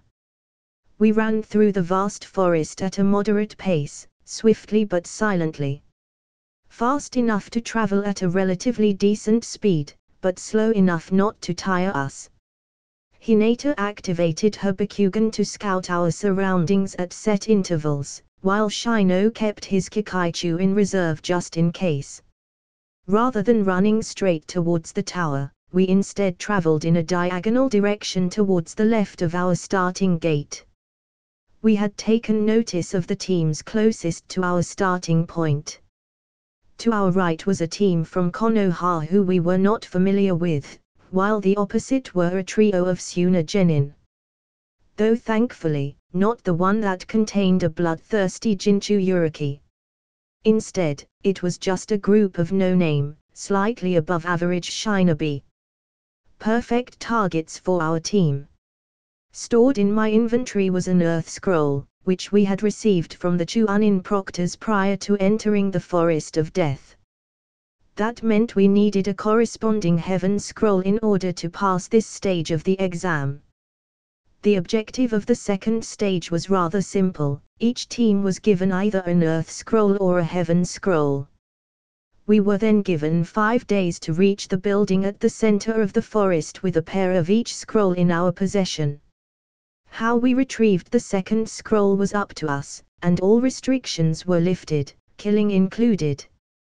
The Chuanin proctors then brought the genin teams to their respective starting gate. There, Team 10 planned for the second stage of the exam. Following the objectives of my Chuanin Exam 2 quest, I informed my teammates that I wanted our team to not only complete the test within a day, but also eliminate as many of our competitors as possible at the same time. I reasoned that the less competition we had going into the third and final stage, the more likely our chances of actually being promoted. Furthermore, completing the second stage as quickly as feasible would give us more time to rest as compared to the other examines who had to struggle in the forest for a longer period of time. It was a sound plan, since our team was made up of 2 heavy-duty trackers who could very effectively locate our prey, for lack of a better word, and myself who could single-handedly take down an entire genin team by alone, with the exception of certain individuals. Additionally, in order to gather as many scrolls as I could within this time period, I created 3 shadow clones from the get-go to spread out and steal scrolls from opposing teams. They went forth with the instruction to immediately dismiss themselves should they encounter Orochimaru somewhere. That would not only prevent the Snake Sannin from investigating my abilities, but also immediately inform me of his whereabouts in order to avoid him. And as for a snake's corruption quest to stop Orochimaru from marking Sasuke with the cursed seal. Well, I obviously rejected it, of course. It was foolish to even consider it in the first place. It didn't matter how good the rewards were, or even how lenient its failure penalties were. Consequences and side effects of quests did not stop upon mission success or failure. I had to also consider what would happen once I got Orochimaru's attention, after trying to save Sasuke. The moment I caught Orochimaru's eye, there would only be 2 outcomes, an instant game over, or a slow and torturous one with me ending up on his laboratory table. Neither of which were even remotely acceptable results. I did think of alternate methods to completing the quest indirectly, such as directly informing the authorities of Orochimaru's presence in the Chuanin exam, or causing a big enough commotion in the forest to warrant investigation from the Anbu. But the former method would require evidence which I did not have or the time to get some, while the latter method was just as risky as confronting the Snake Sannin myself. And even if it did somehow work, Team 7 might still get caught up in the ensuing conflict and Sasuke could still be slapped with a curse seal during the commotion. This would still result in a quest failure, leaving me to bear the burden of the penalties despite not being directly involved. I might have had some theories on how Gamus mind and Gamus body might interact with the cursed seal of heaven, but ultimately that was all they were, theories. Nothing concrete or definite, and that was not a risk I was willing to take. The only thing that was regrettable would be forsaking Sasuke to his fate. But it was honestly out of my hands at this point. Orochimaru just wasn't someone I could contend with at this point. The fact of the matter is, I am weak. But instead of bemoaning my fate and cursing my helplessness, this weakness of mine will be something I eradicate. It was just a matter of time and opportunity. My number 1 priority is, have been, and always will be, my personal safety and well-being. Nothing could change that, not even the endangerment of Sasuke, whom I already knew would somehow be fine even with a cursed seal attached to his neck. There might be an issue with Team 7 being targeted by the Oto team, but I already had a plan to take care of that as well. Right now, what the sensible first step to surviving and becoming stronger was completing the Chuanin Exam 2's bonus objective of finishing the second stage within a day and receive a summoning scroll. Not only were summons incredibly useful and versatile, they were also a potential avenue for learning how to use natural energy and eventually acquiring Sage Mode. While it wasn't guaranteed that every animal tribe a Shinobi could form a contract with could teach its contractor how to use natural energy, it was still a better chance than learning it on my own. I was also working towards accumulating EXP by gathering Earth and Heaven scrolls. Every pair after the first I gathered would give me 10,000 EXP. Meaning, if I could hypothetically gather 11 total pairs of Earth and Heaven scrolls, I could theoretically receive 100,000 EXP, twice that of a Snake's Corruption's quest reward. Highly unlikely, sure, but at least my safety would be guaranteed. While I was still mulling over my own thoughts and paying only half attention to where I was stepping, Hinata spoke up next to me. 200 meters, I have located the team from Suna. She reported, pointing in the direction of our targets with one hand while holding up the other to indicate for us to slow down. Already. That was sooner than I predicted. They must have been headed in our direction as well, and our two teams coincidentally met in the middle. 200 meters was the limit of Hinata Bakugan's range. Any further would require forcing more chakra than was worth it, plus added strain would be put on her eyes as well. The second stage of the exams was a marathon, not a sprint. So it was wiser to apply ourselves more conservatively. We stopped, landing on a branch high up in the trees, and Shino immediately released a clump of Kikaichu that dispersed into individual, almost imperceptible specks that flew towards the enemy. A smaller clump of Kikaichu hung back. Follow them, Shino prompted, they will lead you to the Suna team. We will follow from a short distance and provide support if necessary. If necessary were the key words here. My teammates knew the extent of my strength, and from my observe, as well as Hinata's Bakugan, all signs pointed to the Suna genin being easy targets. I cracked my neck and nodded, wondering how heavy-handed I should be when I took them down. Killing them was indeed cruel, but would also result in 3 less enemy combatants taking part in the invasion, which might consequently save some Konoha lives. Unluckily for us, they have an Earth scroll as well. Hinata added, her all-seeing eyes still activated. That's fine, I shrugged, we could always use a spare. Be careful. She advised with a slight tinge of red on her pale cheeks, more out of concern over my well-being than any doubt over my abilities. I thanked her for her concern and leapt off the branch, following Shino's Kikaichu. I'll cripple them, I decided. That should be kinder than taking their lives outright. See that, system? I'm trying to be a good person here. The plan was clear. The moment the test started, we would dash straight towards that weak-looking Konoha team that started next to us. 3 wet behind the ears children barely out of the academy, so green they still smelled of their mother's milk. They shouldn't have joined the Chunin exam in the first place. It was no place for these inexperienced brats, even if it was being held in their own village. Wouldn't it be nicer, kinder even, for us to relieve this heavy responsibility from their hands by eliminating them early into the exam? We were doing them a favor.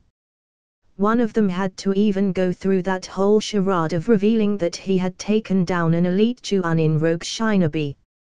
Come the fuck on. Anyone who believed that bullshit had to be soft in the head. We shinobi thrived on deception and subterfuge. That whole performance was just theater to hide their weaknesses. Konoha shinobi were pathetic. Having to resort to such petty schemes was pitiful. They weren't like us Suna shinobi. We knew true hardship. Let them try surviving a few days in the desert and see if they didn't drop dead on the 3rd day. No, us Suna shinobi were born in hardship, molded by it. Our brows were beaten black by the smoldering sun, our skin toughened from the never-ending cutting wind carrying razor-sharp grains of sand, and our spirit tempered by suffering through droughts. Unlike they who had everything they needed handed to them, we had to fight for what's ours. We even had to compete with other Suna teams for the lowest-paying missions. A single C-ranked mission fought over by 10 different teams. With that limited income, even feeding our families was difficult, not to mention maintaining our weapons and tools. Fuck, I was getting pissed just thinking about it. Even just coming here to take part in the Chuanin exam was a brutal competition for the limited slots. Not everyone could be the children of the Kazekage and not have to compete with the rest of us commoners for the chance of a promotion. So for us to see rookie Konoha Genin having the opportunity to participate without having to prove themselves, it was a slap in the face for us who had to fight for this right. And speaking of the Kazekage's children, I was beyond relieved when I saw that they were starting the second stage of the exam on other end of the forest. That monster would not hesitate to kill even fellow Suna comrades if it felt like it. Once it got bloodthirsty, it did not recognize friend or foe, killing indiscriminately. They say the third stage of the Chuanin exams are almost always a tournament-style competition that pit two genin against each other. As long as I don't meet that monster on the field, I will definitely have the chance for a promotion. Once I become a Chuanin, I won't have to compete so hard for a measly C-rank mission. More missions means being able to achieve more merits. More achievements would let me redeem better jutsu and shinobi techniques, allowing me to become stronger and secure a better livelihood for my family. This Chuanin exam will be my turning point, the stepping stone to the rest of my life. Third-person POV. A power strike, enhanced fist, connected to an arm whose strength was amplified by chakra enhancement, crashed into the sternum of the Suna genin, who looked like he had been daydreaming and thus not paying very much attention to his surroundings. The impact of the blow formed a tiny shockwave as the foreign shinobi was sent rocketing back and crashing into a tree, forming a small crater on the sturdy wood trunk. His sternum and ribs fractured under the heavy blow, and blood went rushing out of his mouth and nose. Fortunately for the young man, his eyes rolled to the back of his skull right after as he fell into blissful unconsciousness. Enemy. The teammate of the fallen Suna genin barely had a chance to react before Shinji used flash step to connect an axe kick that slammed down on the opponent's shoulder.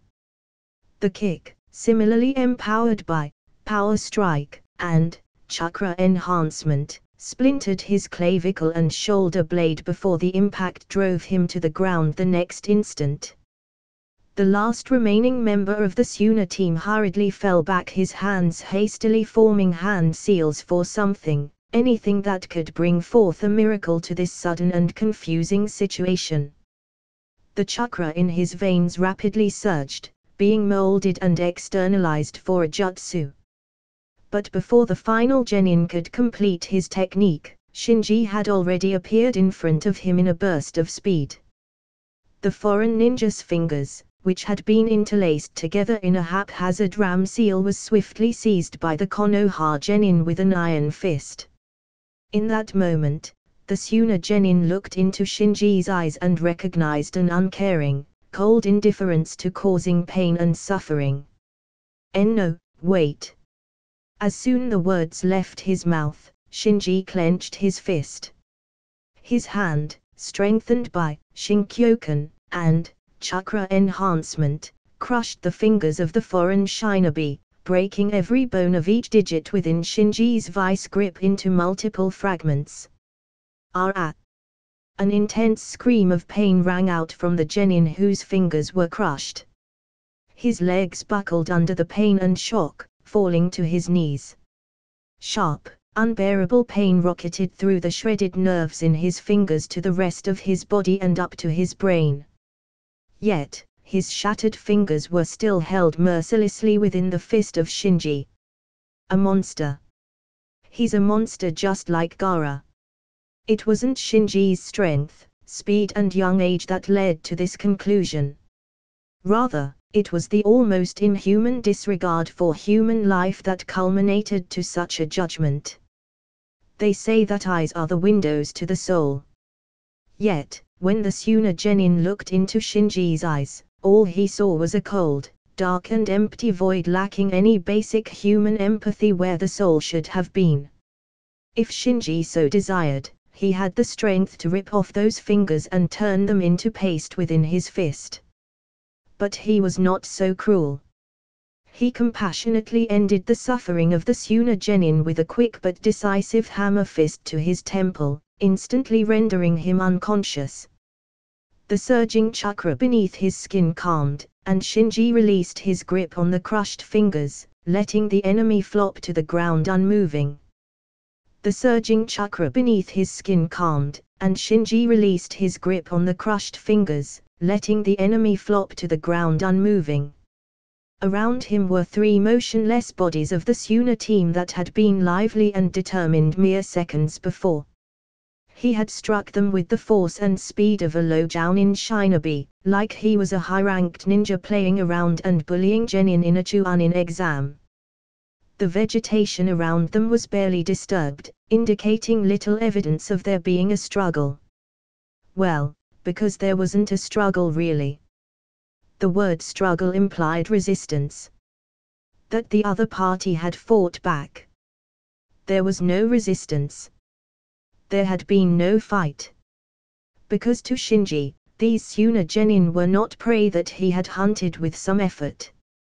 No, they were less than that. They were little better than the grass he stepped on walking through the forest. And grass did not resist. Shinji calmly waited for his teammates to catch up, while he examined the Suna Genin. Weak. Slow.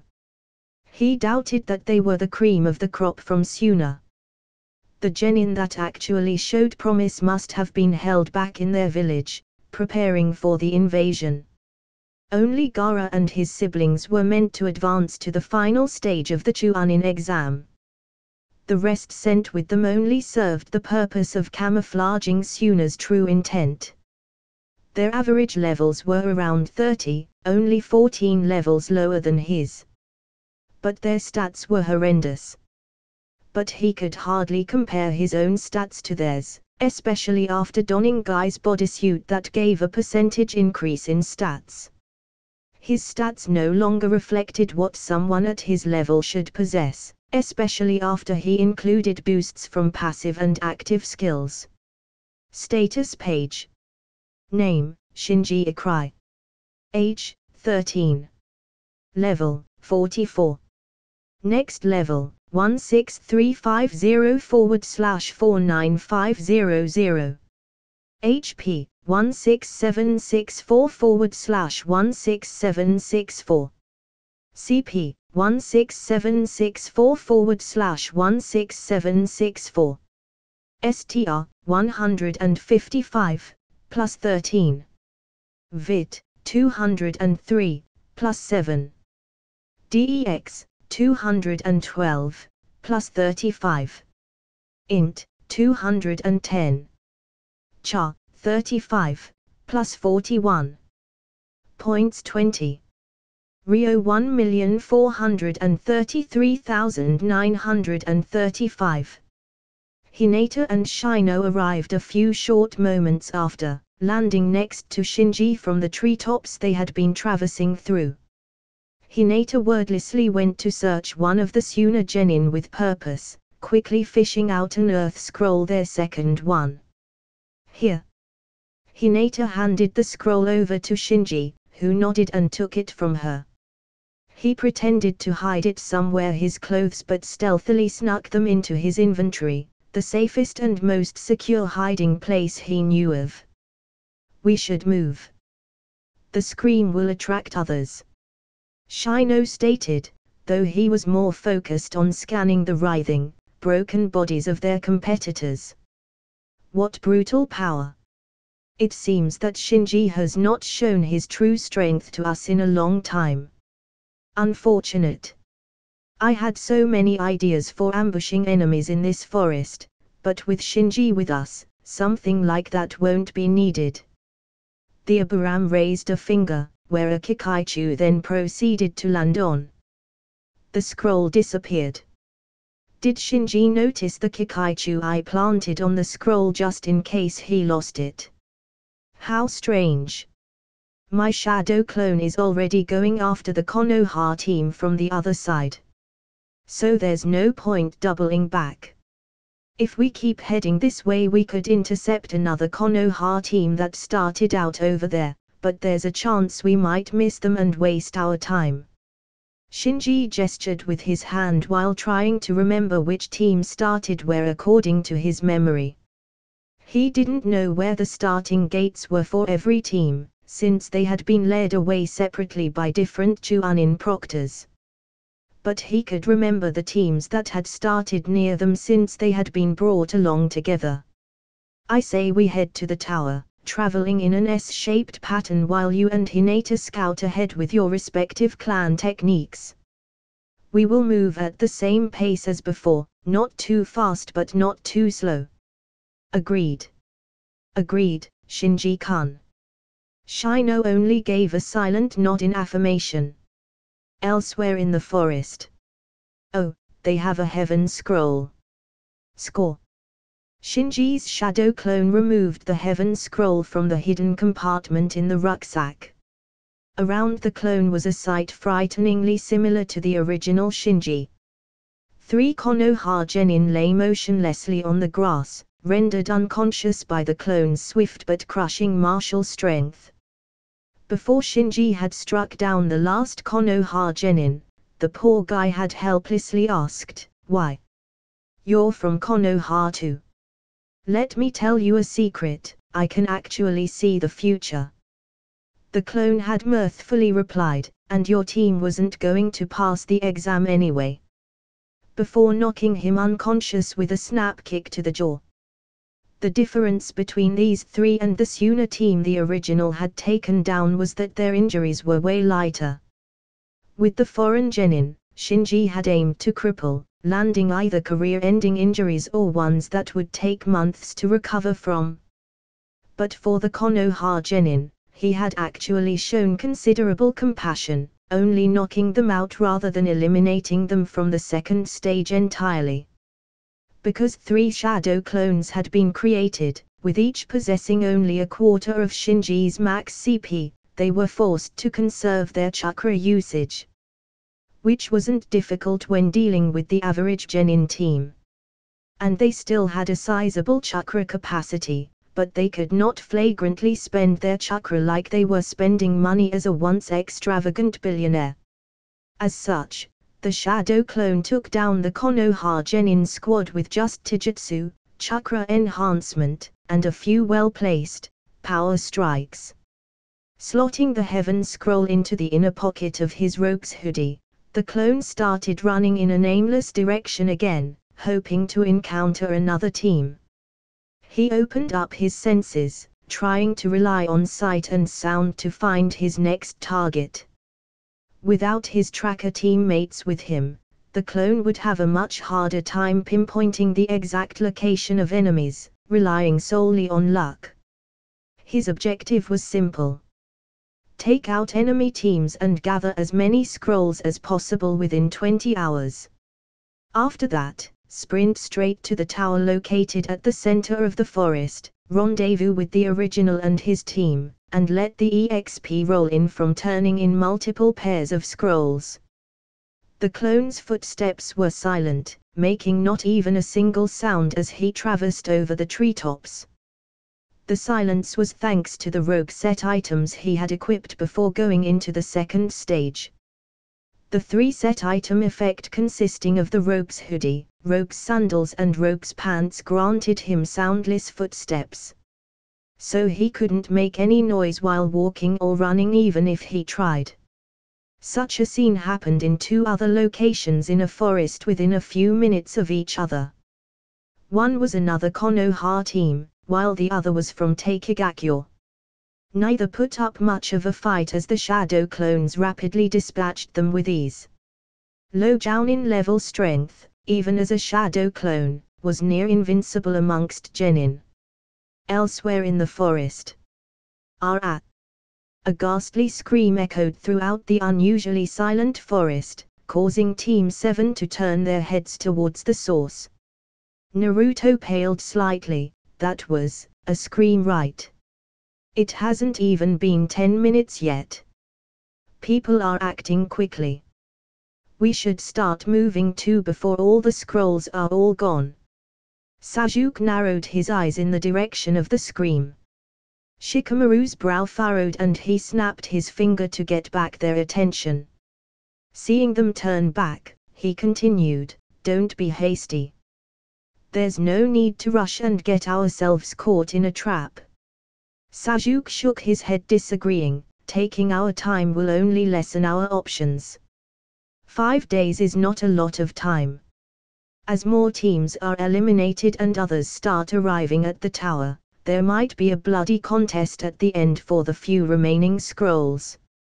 We are strong, so we will win, but it will be a waste of our time and energy while others are resting in the tower." "I agree, but that doesn't mean we rush in blindly, you moron. It's doing stupid shit like that always gets us in trouble, like that time in Wave." Shikamaru shouted back, portraying an uncharacteristic temper. Sasuke was stunned for a moment before tilting his head forward, his eyes shining with a gleam of understanding. He stepped in, grabbing on the collar of Shikamaru's outerwear. "Bastard, I told you not to mention Wave ever again." Shikamaru returned the courtesy, his fist moving forward, grabbing onto the Uchiha's collar as well. "It's because your head doesn't work, so I need to remind you, don't I?" While the two glared at each other, Naruto looked between the two in growing confusion and perplexity. Why are you two fighting? What's going on? What happened in Wave?" Sasuke clicked his tongue in frustration and shoved Shikamaru off with his arm before turning to leave. "I'm getting sick of your shit, Nara. I'm passing this stage, with or without you." "Pfft, fine, see if I care. But leave the scroll behind first." The Nara yelled back, glaring. Sasuke just flipped a middle finger back and left without saying anything else. Shikamaru watched his back for a few seconds before turning to his remaining teammate. "Let's go, Naruto." The blonde wanted to protest. The whole scene was preposterous to him. What was the point of fighting over seemingly nothing? That he expected from Sasuke, but Shikamaru was always calm and collected, so there was no way he would lose his temper like that unless Naruto immediately turned towards the direction Sasuke left towards and cupped his hands around his mouth. "Yeah, get lost, you idiot Sasuke. We don't need you. You suck anyways, we're better off without you. Go fail by yourself, stupid." Shikamaru rolled his eyes. Clearly Naruto had never heard of overacting. Some distance above the trio, now turned duo, a group of AME shinobi watched with barely disguised glee. Those idiots, arguing in the middle of a forest, during the Chuunin exam. Should have expected that from brats like them. Isn't that why we targeted them in the first place? Easy targets. Practically a free scroll. Don't get complacent. It might be a trap. Unlikely, but it doesn't hurt to be careful. The apparent leader amongst them cautioned. "Oboro, you worry too much. But fine, we just need to take down the one who is alone anyways. He's the one with the scroll. And even if it's a trap, with the three of us together he won't stand a chance." With that said, the AME genin moved quietly towards the departing Uchiha, their weapons drawn with malicious intent. They stalked the Konoha genin from above, constantly watching out for signs of a trap or an ambush, but were delighted to find none. Their impression of Sasuke as an inexperienced and immature genin was further reinforced. A fair distance away from where Sasuke parted from his team, the AME Shinobi glanced at each other and shared a collective nod. It was time to strike. The raven-haired teen moved through the forest calmly, his hands in his pockets. Rather than walking with a sense of purpose, it felt more like he was waiting for something to happen. His steps were slow, but deliberate, rather than being imbued with the hurry one would expect from a candidate in the Chuunin exam. He looked relaxed, but a keen observer would have noticed the tension in his forearms as well as the fact that his fists were clenched tightly in his pockets. Unfortunately for the AME genin, they were no such keen observer. All they saw looking at the lone Konoha genin was a walking prey carrying a scroll that might send them directly to the third stage of the Chuunin exam. Sasuke perked up, the slight shifting of a branch from a heavy weight stepping on and bending its shape the only indication he received before a hail of kunai and shuriken rocketed towards him from above. Sasuke perked up, the slight shifting of a branch from a heavy weight stepping on and bending its shape the only indication he received before a hail of kunai and shuriken rocketed towards him from above. Finally showing yourselves. The Uchiha turned his gaze upwards, the scarlet red of his Sharingan already replacing his onyx eyes. The world slowed and amidst the shower of metal, he spotted several gaps that could accommodate his figure.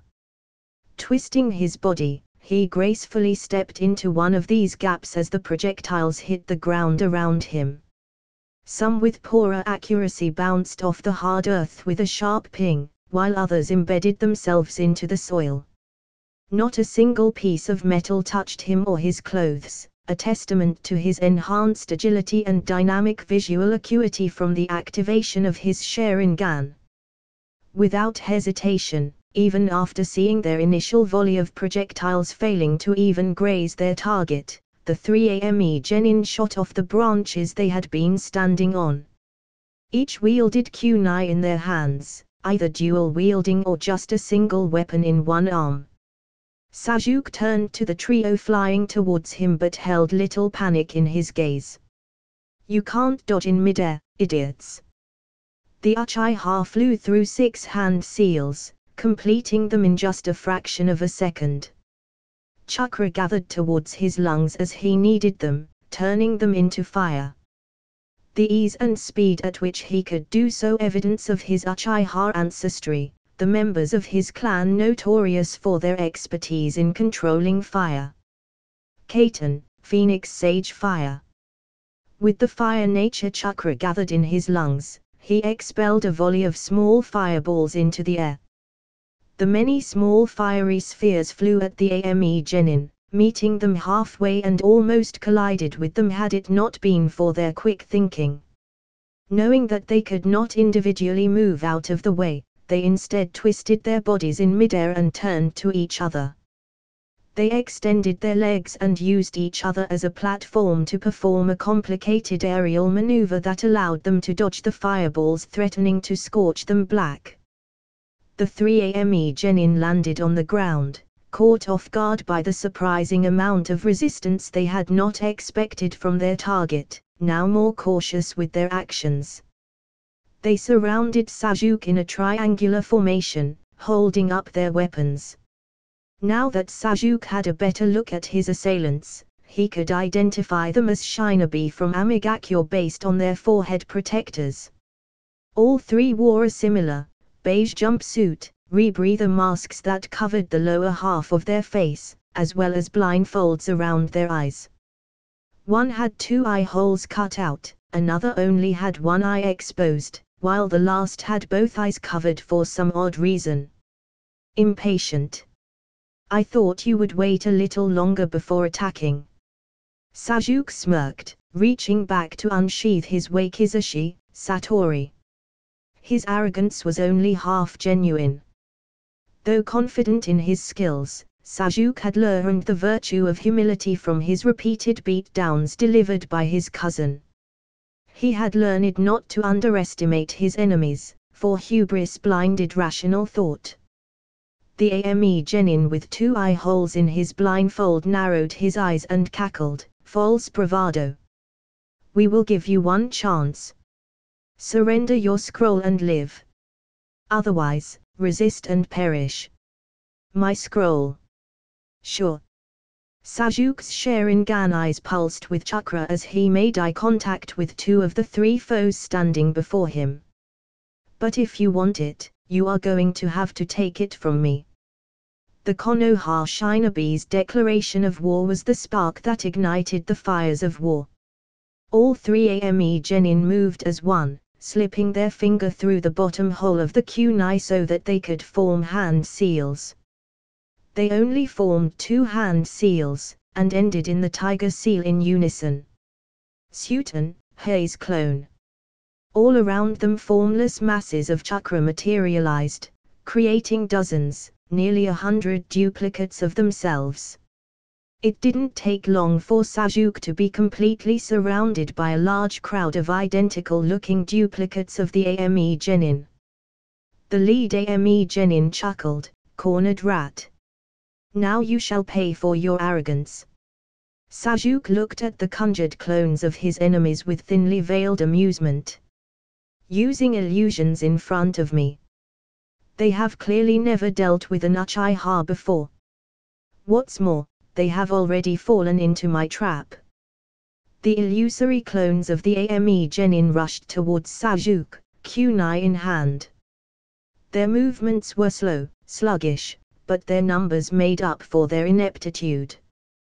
The Tutamo Sharingan in his eyes spun slowly as he rushed through the crowd of clones.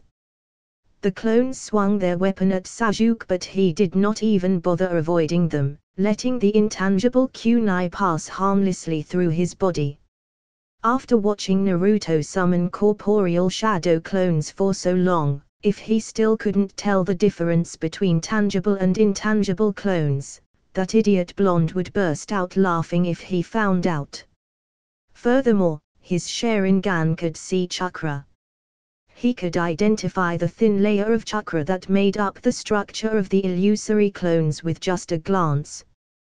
Though the Sharingan could not match up to the Bakugan in its ability to discern another's chakra capacity or their chakra pathways, something simple like seeing chakra usage on the surface was still within his ability. Sajuk dashed through the crowd of clones, running through them as though it was but air standing in his way, and reached one of the original AME trio rapidly. The person he targeted first was the one who had completely blindfolded himself, unlike his teammates who had 1 or 2 eye holes in their masks. The foreign shinobi was caught off guard, having been in the middle of performing another jutsu. He was forced to stop the formation of hand seals, letting the chakra within him that had been moving according to the hand seals return its regular circulation. Instead, the kunai he had slipped on his finger rotated and returned to his grip. Chakra surged into Sajuk's wakizashi, and the 2 blades clashed. But contact was made only for a moment before the Uchiha's chakra-enhanced short sword cut cleanly through the opponent's mundane kunai. What? An exclamation of surprise barely made its way out of the AME genin's rebreather before the tip of Sajuk's blade sliced vertically down his torso. A long cut, running down his left collarbone to his hip, sprayed blood that splattered onto Sajuk's clothes and face. The final obstacle was taken down, the Uchiha concluded as another swift stroke carved into the young man's jugular, unleashing another torrent of blood that thankfully gushed out away from him. Sajuk turned towards his remaining 2 opponents, who had already completed their jutsu and had sunk halfway into the earth. However, the reaction to their teammate's death was strangely absent, as if they had not seen or even realized their teammate being cut down ruthlessly despite them not being far from the scene. In fact, their eyes were still glued towards the crowd of Hei's clones, still fighting an imaginary enemy. Sharingan Genjutsu is really effective. I did after all pick up some things while helping Shinji with it.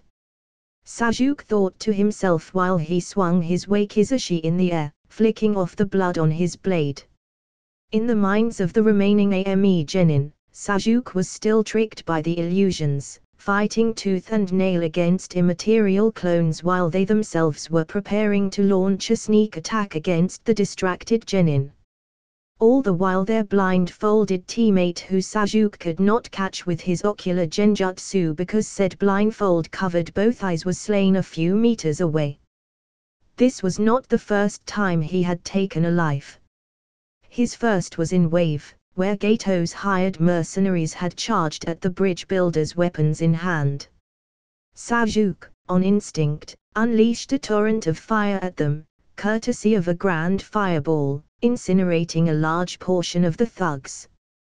While a majority of the rest had been scared off with that display, the few remaining more stubborn mercenaries had to be dealt with by hand. Shikamaru and Naruto had avoided attacking with deadly intent, but Sajuke aimed to kill. It was mostly motivated by his numerous life or death battles he had with Shinji, where he always fought with the intent to kill. This habit had been carried over, letting him cut through vital spots with little hesitation. He remembered Naruto being pissed that he had killed the mercenaries. Something about there always being a way to stop them without taking lives, and some nonsense about his Nindo. How naive, he recalled commenting in response. Those he had killed would not have hesitated to return the favor, so why should they grant them any mercy? Especially when doing so might result in unintended, yet unthinkable consequences.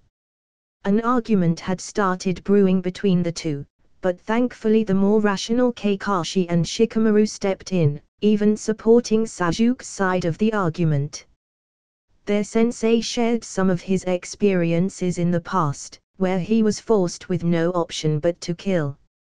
Not just enemy combatants, but even once during an infiltration mission where a nosy civilian had discovered something they should not have seen and he was forced to silence them permanently. Though Kakashi had also chided Sajuke for his cold indifference towards taking a life, cautioning against bloodlust, Naruto was crestfallen after hearing his entire team take the opposing side of a topic he considered non-negotiable. But the blonde recovered his sunny disposition faster than was normal, returning to his annoying behaviors like nothing had happened. Sajuke quickly moved towards the one of the two AME genin who were in the process of sinking completely in the ground. Deciding to end it before they disappeared from sight and made it more troublesome to deal with them, Sajuke brandished his wakizashi in one hand while preparing a shuriken in the other. But before he could execute his targets, two orange blurs fell from the trees. One landed a devastating axe kick at the top of an AME genin's cranium while the other struck down with a fist instead. The heavy blows aided by the force of gravity falling on the heads of unprepared targets instantly rendered them unconscious. Ha! That's two for me and one for you, Sajuke-tun. One of the orange blondes declared triumphantly while the other poofed out of existence upon fulfillment of his raison d'etre. Though Naruto acted like his usual loud-mouthed ways, his bright blue irises eyed the shuriken and wakizashi in Sajuke's hands. Clearly, he had only acted to prevent Sajuke from taking even more lives. His intention was clear as day for the Uchiha, since Naruto couldn't act for nuts. But to prevent any discord and unpleasantness, Sajuke relented and sheathed his wakizashi while returning the shuriken to his weapon pouch. There was no point antagonizing an idiot who would only drag him down to an idiot's level. Shikamaru strolled out from the edge of the tree line. Oh good, you took care of them already. The Nara glanced at the bloody corpse of the dead AME genin, still twitching slightly, the remnant of death throes made by a person's body still struggling to live even if its remaining lifespan could be measured in the seconds. Sajuke turned to him and smiled in amusement. You are unexpectedly a good actor, aren't you? Man, was I surprised when you started yelling. I think that was the loudest I have ever heard you speak before. Shikamaru gave a lazy shrug. You sensed their presence too, didn't you? Their killing intent was too obvious. I just couldn't pinpoint their location, so I came up with something on the spot to bait them. I was glad you were able to pick up my intentions and play along. Although someone clearly didn't. Hey, I realized it in the end, didn't I? Naruto protested, pouting and folding his arms. The Uchiha rolled his eyes. You almost blew our performance was what you did. Lucky for us those three are even dumber than you. Any other shinobi worth their salt would have realized something was up with you reacting like that. The blonde blanched, though he couldn't find a proper retort. That's. Oh hey, why don't we look for their scroll? We could get lucky and pass the exam right away. He quickly changed the subject, crouching down to look for the scroll in the belongings of the unconscious Ame Genin. His teammates shared a look and shook their heads at the shamelessness of Naruto but followed suit as well. Sasuke took on the responsibility to search through the body of the one he killed. Something like that was just courtesy, hoping the scroll would not be ruined by the copious amounts of blood. Here it is. Ah dang, it's another heaven scroll. Naruto exclaimed, fishing out the scroll from the Ame Genin called Oboro. The other two stopped rummaging through the bodies of the other Ame Genin upon hearing their teammate had found what they were looking for. That's fine, we can keep it as a spare. Or in the worst case scenario, use it to barter our way out of a sticky situation. Since you found it, you can keep that one. Shikamaru advised. Their original scroll was being held by the team's tactician.